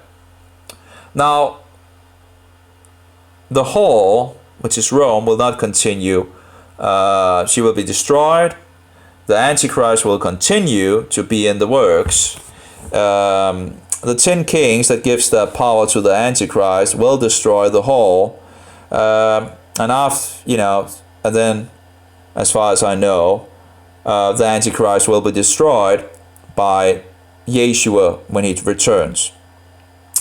He will be cast into the lake of fire. And of course, Satan will be bound 1,000 years, and then he will be released for a short time and then destroyed. We have the first resurrection and the second resurrection and so forward. But apparently, you know, and we have 1,000-year rule on earth by Jesus Christ, as I understand it, from Jerusalem. But of course, that's a Jewish doctrine, right? It's called something, you know. And we can see Christians having this view, and Rome, it's called something. I can't remember what it's called. But there's like, they're tagging it by, it's like a Judy doctrine, you know. It's the same thing. You can see it all throughout history. And like, Judaizers. It's like, you know, it's just like Jews and Judaizers and all that. Just because they, you know, and who started that? Well, he's in the New Testament. It's Paulus who started that. Who started cursing people? Paulus started cursing people. Let them be accursed, right, or anathematized. What does the Catholic Church do? The same thing. Cursing people, calling people Judaizers, killing them off and persecuting them. And by the way, the first Inquisition, who did that? Who created, who was in the front of the first persecution, so-called holy persecution of Christians? That was Shaul. Shaul did the first so-called Holy Inquisition, unholy Inquisition. Anyway, and he went to Rome. Oh yeah, he went to Rome, right? Oh yeah. What's in Rome? Yeah, what's in Rome? What's in Rome? Better find out what is in Rome, because the deceptions are great. And there's a lot of liars out there. And you shouldn't trust anyone. You should read the Bible, and you should be careful of Paulus, and you should do the best that you can do to follow Jesus Christ. And again, we're not perfect. Our Master was, and our Master as disciples is our goal to become more like him, right? Isn't it as a disciple to become more like his Master? And what did our Master do? He kept the law to perfection. So that should be our goal. And no one has said that we, but that should be our goal as disciples. It's the same thing when people go down in India to follow one of these satanic gurus. What are they doing, under him as disciples? They're trying to become more like him. Same thing with Christians. They are disciples trying to become more like Christ. And, getting hated by the world, of course, following Christ. If the world loves you, that's a problem. So anyway, that's the whole idea. And what is sin? Sin is transgression of the law. They are still talking about sins after Jesus' death on the tree. Why would they talk about sins after Yeshua's death and resurrection? If it was not because there is still sin in the world. Yeah. Oh, by the way, the Mohammedans, of course, reject his resurrection as well. So the Mohammedans reject that, following a false prophet like Muhammad that had sex with a 9-year young girl when he was 54 years old, and so forward and so forward. But anyway, they deny that Jesus is the Son of God. They deny that he was resurrected. They deny They deny that he was the Son of God. They deny that he was executed, and they deny that he was resurrected. That's like the 3 pillars of Christianity in regards to biblical truth. It boggles my brain, I must say, how anyone can follow this false prophet, because clearly he's a false prophet. Following a man that comes like 600 years after the event have taken place, nearly 600 years, and then following that guy and trusting that guy instead of trusting the first century testimonies by people that listened to him, walked with him, ate with him, saw what happened, and so forward. No, we just reject that. That's just, they reject that and so forward, and they go to Muhammad 600 years after and say, oh yeah, Muhammad had, he knew. It was, he wasn't executed, this Jesus guy, and he wasn't this and that. He was just a prophet, and, blah, blah, blah, blah, blah. You're liars. You're just liars and deceivers and stinking wolves. You're not even wolves in sheep clothing, Wolves in sheep clothing, then we have the Roman Catholics, the Papists, the Romanists and all of that. Like, for example, this friend I had, if he actually was a Roman Catholic when I met him in Israel, I never realized, that he was a Roman Catholic. Or maybe he became it later afterwards or something like that. I don't know. It just seems curious that on his Facebook that there wasn't really anything in the beginning of Roman Catholicism, and then it began to come more and more, and now it's just full blown. But if he actually was at that point, that it's just wolves in sheep clothing. They you have to be careful. So Mohammedans are just stinking wolves, and liars. It just boggles me why one would ever trust a man coming 600 years after the event and trust in him, just one witness, instead of going back to actually looking at the witnesses that was it there in the beginning. And you can even use Paul for that, because he was there at the time of the first century. So yeah.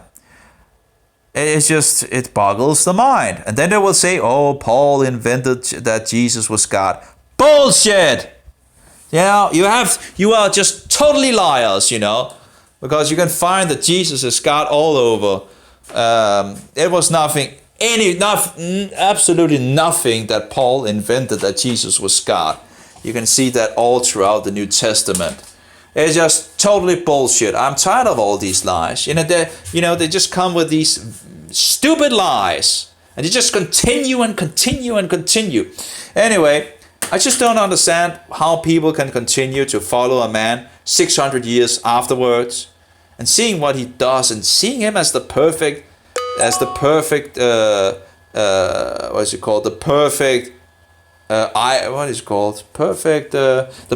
man to follow after. I don't know, the perfect image to go for, or something. The perfect. I'm missing the word. The perfect example to follow after. How can you ever see a man that has sex with a 9-year young girl when he's 54 years old as a perfect man to follow? Pedophiles! That's absolutely pedophilia and disgusting. Look at a 9-year young girl. Just a girl. It's like 54 years old having sex with a 9-year. And of course, many of you Mohammedans will lie about it. Some are truthfully about it. And even, yeah, that's what happened. And yeah, okay, it's okay. It's just disgusting. Either way, it's disgusting.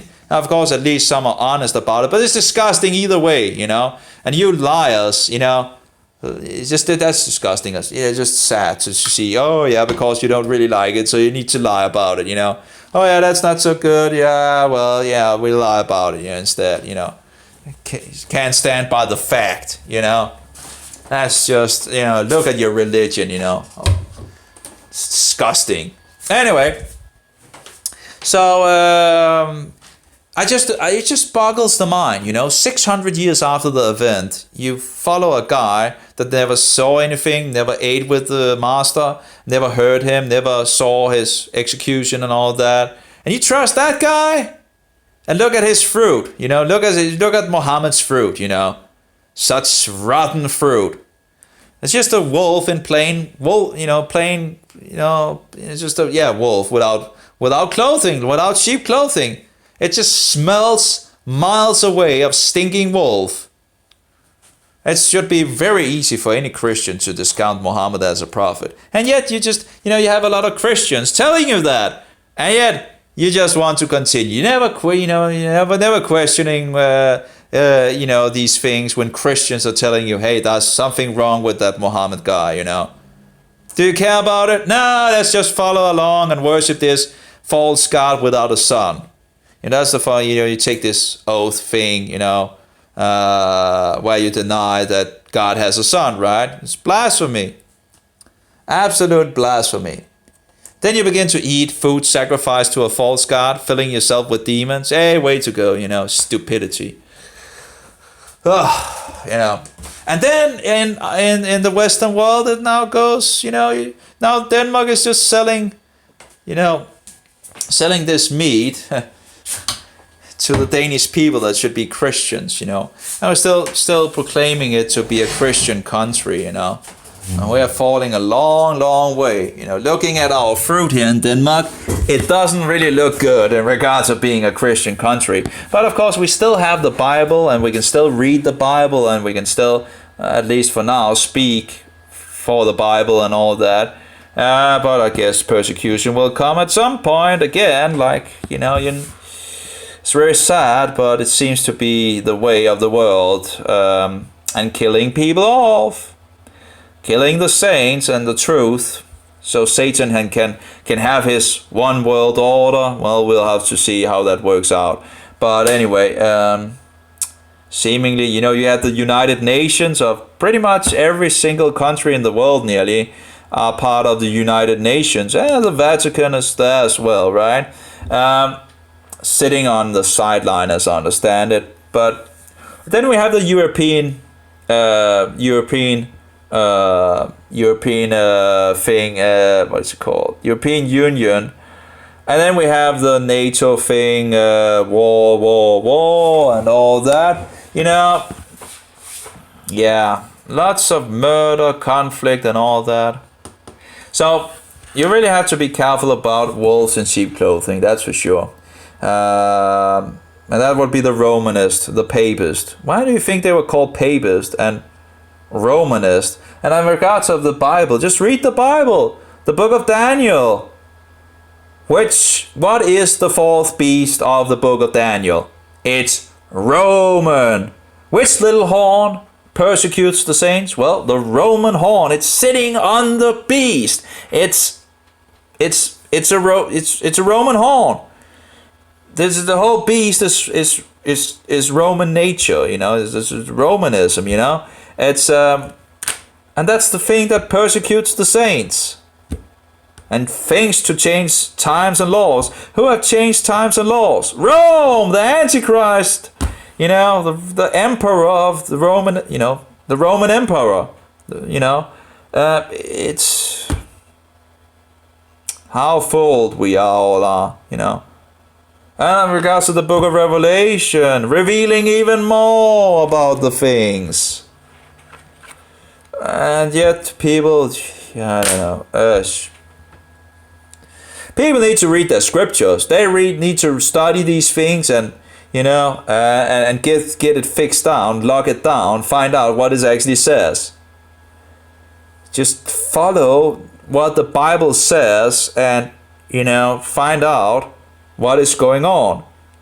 Because it becomes a lot harder for Satan to deceive you, because a lot of people are out there telling you different things. But if you have the Bible as your guide, you can find out who is actually lying and who is telling the truth. Anyway, in regards of the Jews, I think it's sending a very clear signal again from the Mohammedan world that they, in regards to the Jews, here the Jews are, remembering the Holocaust, remembering back to the Holocaust, what happened to the people many years ago, and then the Mohammedan world shoots 600 rockets into their land. I think it's sending a pretty good signal to them. And I don't think it will change. I think if any change is going to happen in regards to these things, the Mohammedan countries have to take these people upon themselves. And it will not stop the conflict, because this is a demonic, satanic conflict. But it will take some air out of the balloon. It would be nice taking some air out of the balloon. And both for these Mohammedan people living in Gaza, ending in this, what shall we say, jail or something like that, where they are pushed from where they are used by these other nations to make conflict for Israel, to be a thorn in its side. But of course, I don't think the Mohammedan countries will ever accept taking these people upon themselves, because they want the conflict. They want to continue the conflict. And I think it just shows what their intent actually is. And they still want Israel out in the ocean. They want all the Jews out in either a dead Jew or the people out in the ocean. And we cannot accept that. We don't want to have more killings of Jews. We have killed enough Jews, haven't we, in the last century? I think the Jews, give the Jews a break. Come on. Give them just a little break, Haven't they suffered enough, And again, they have problems with rejecting Yeshua and so forward and all of that. Hopefully they will come around at some point. We already see 30,000, and turning to Christ, which as I understand it is a huge amount compared to, years ago, in regards of 1948, I think it was, where you can, where there was nearly nothing, 30 Jews that maybe believed in Yeshua, and now we have 30,000. That's a huge, and then if that is, it's probably just going to continue, and they will not be happy about that, and the Christian Jews will be persecuted as well. Not a big surprise there, but of course the Christians just need to stand for the truth. That's what we are called to, even if we are persecuted. But we don't get that. I guess we don't get that much persecution in Denmark as of yet. Other countries, they are getting killed. Brothers and sisters standing for the truth are just getting killed, crucified as well. You even have modern pictures of people getting crucified. It's just insane. It's just totally insane to think about in our modern days that people are still crucifying people on crosses, just because they believe in Jesus as the Son of God and God in flesh. Anyway, I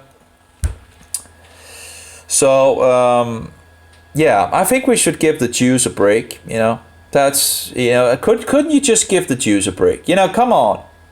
Does it really take so much, to give the Jews a break? You're following a false prophet, quit that prophet, Following a false prophet, just come to Jesus instead. Don't go to the Romanist. read the Bible, find out who Jesus Christ is, find out that God is actually plural singular and not absolute singular. That's the thing with Allah, the Allah God, he's absolute singular. The biblical God is plural singular. Let us make man in our image, in our likeness. Let us go down and confuse their language or tongue. And so forward and so forward. The Father, Son, and Holy Spirit are working together all throughout Scripture. It's just a little hidden in the so-called Old Testament, but it's there. It's absolutely there, and the Jews knew about some of the things in the past. Now, of course, in our days, they seem to go for the absolute singular God as well as the Mohammedans. So when you talk about with Jews, they will say they have much more in common in regards of faith, in regards of belief in God, by the Mohammedans than the Christians. And funny enough, it's actually the Christians seemingly supporting the Jews, and the Mohammedans wanted to kill them off in our days. That's, I guess, ironic.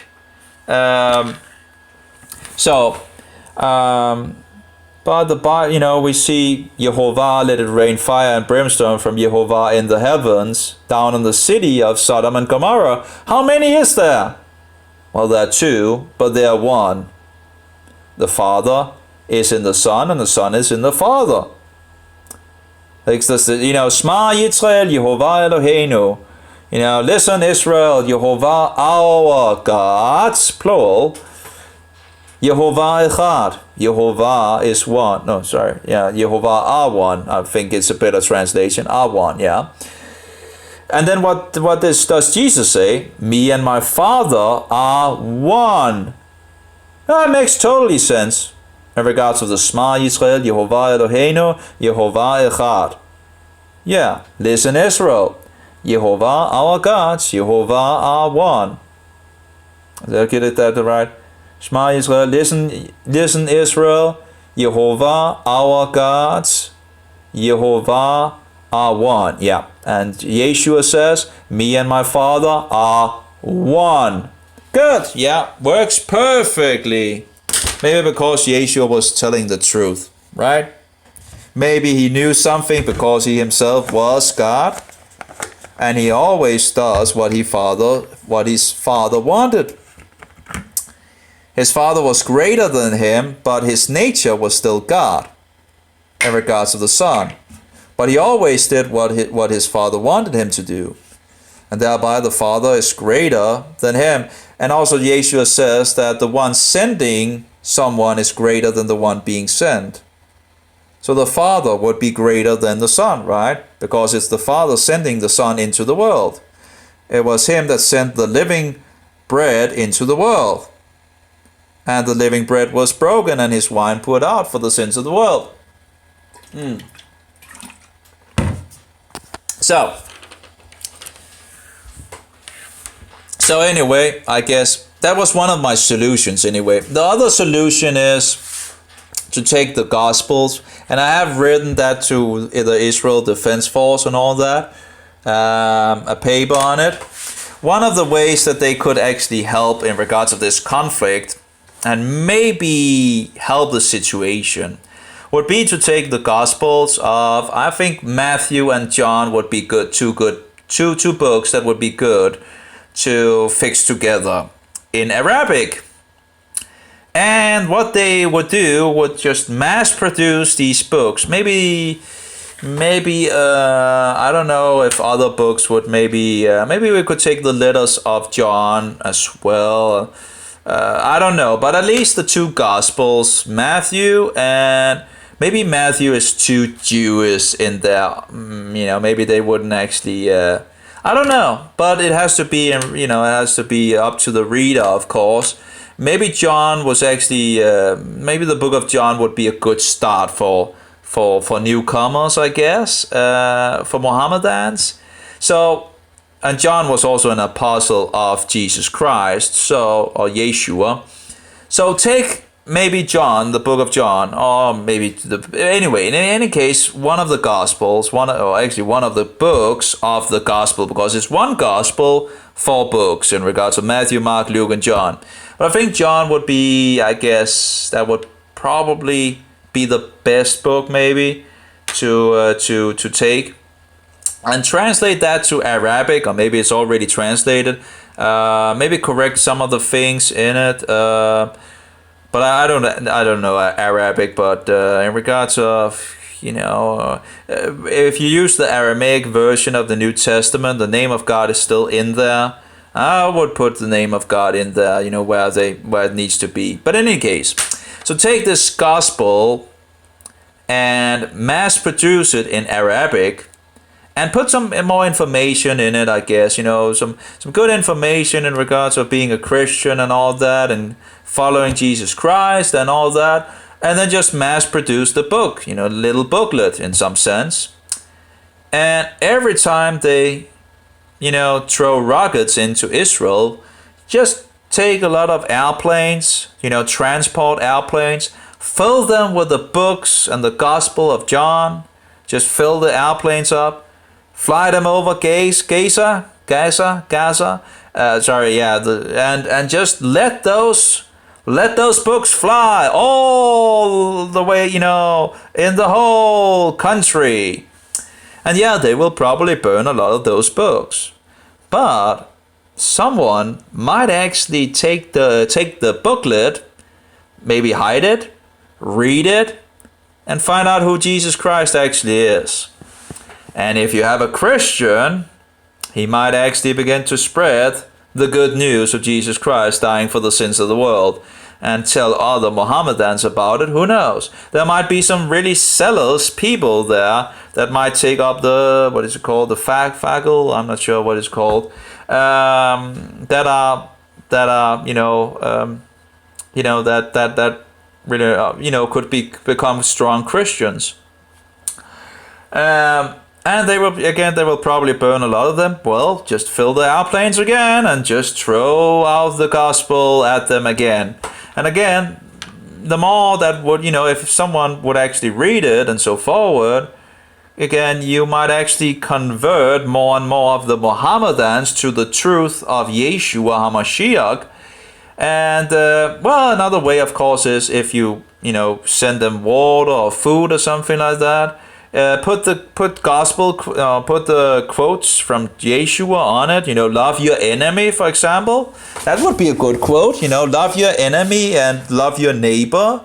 That was a wonderful quote. And just send supplies to them, for example. Some water bottles or some food or something. I guess one could, in regards of airplanes, one could maybe make. But of course they won't eat it if it's not halal. Well, it's sad, because we want to sacrifice, meat to. Maybe actually that's something that they some would actually eat kosher meat. So I guess maybe it's not a problem, because the Jews would probably fix Jewish, kosher meat anyway. But you could actually make some, snacks, some meat snacks, that if you cast them out of the airplane, they don't want to fall hard, because you don't want anything to fall hard on people, right? So maybe some small, where the surface area is like, so it will not, fall that quickly. And with some good quotes, love your enemy or something like that. Yeah, that was pretty good. Maybe you could, maybe some chocolate bars or something like that. I don't know. Maybe that's at least. That would, some, really slim chocolate bars or something like that, so they don't fall to the ground really hard. I'm sure, just some, it was really great. Just cast them out. And then just the gospel, and put the gospel as well on those, Jesus Christ died for the sins of the world and so forward, wonderful. Turn to him and repent and all that. God in flesh and the Son of God and all that. Yeah, just put it on. It would be wonderful. Probably not going to happen, but that would be maybe one way of, if enough Mohammedans could be converted to Jesus Christ, they might not do all these things like sending rockets, at the Jews. They might actually come to love the Jews, Anyway, just some ideas anyway. The same thing in regards of the West Bank, I guess. If they have hatred against the Jews, fix the gospel of Jesus Christ, of Yeshua HaMashiach, fix for example, some food things, I guess, a little goes a long way, I would think. And still having it, being okay for them to eat, a little small chocolate bar, for example, slim chocolate bar, would be okay for them, and just write what is actually in there so they know that it's actually okay. Good chocolate, just would be nice. Yeah. I don't know if maybe one could make some crackers, but chocolate seems to be better, right? People like chocolate, right? And meat is all, that's also nice, it's a good little meat here and there, And then the gospel on these things and all that, just write the gospel on it. Actually, if you make a surface area, you have a bigger surface area, that would actually be both nice for casting the things out of the plane to in regards to flying easily, not so hard, and you have more space to actually putting the gospel, the good news of Jesus Christ on it, of Yeshua HaMashiach. Yeah, I have a lot of ideas, I guess. It's probably not going to happen, but that would be at least another way of doing it. If the Mohammedan countries don't want, if they don't want to show their good sides and take these people in Gaza on themselves, the other option would be an option, to do. Yeah, like love your enemies. Jesus said love your enemies. Well, they say they follow Jesus, right? So if they say they follow Jesus, and you're right, Jesus said love your enemies and do good to those who persecute you and so forward. Well, they have a problem, don't they? Because either they are following, something false, or, they're saying they believe in Jesus. If Jesus said this, and he did, they should do it, right? If they say they believe in Jesus. But of course they don't. They believe in a false version. And that's the thing. So hopefully it could be interesting. Instead of all the hatred and all that, it would be nice to, you never know who you can convert to the truth. I guess convert seems to be but I guess I was converted in some sense, turning around from, going out of Satan's candy shop, the broad way that leads to destruction, and taking a hold on the door where it says Jesus Christ, and getting out of Satan's candy shop. Well, there's a lot of flavors, it's a broad way that leads to destruction, and there's a narrow road that leads to everlasting life. Yeah. Have a good one, all of you. I think I'll spoken what I need. Guess what? Yeah. My throat is also getting there. And I think I've been spoken 3 hours, and oh my. Tend to just go on and on and on and on and on. Anyway, have a blessed day, all of you. And may Jehovah be with you, and may Yeshua, Jesus, be that most precious pearl, worth more than gold and silver. And don't let go of him. If you find him, don't let go of him. Because the devil, Satan, that old snake, the dragon, the liar, the deceiver, the murderer, he will try to take that pearl away from you. So keep it tight. And may the Holy Spirit, the Spirit of truth, be in us all. Amen. Have a good day. Yom Tov, as they say in Hebrew. Yom Tov.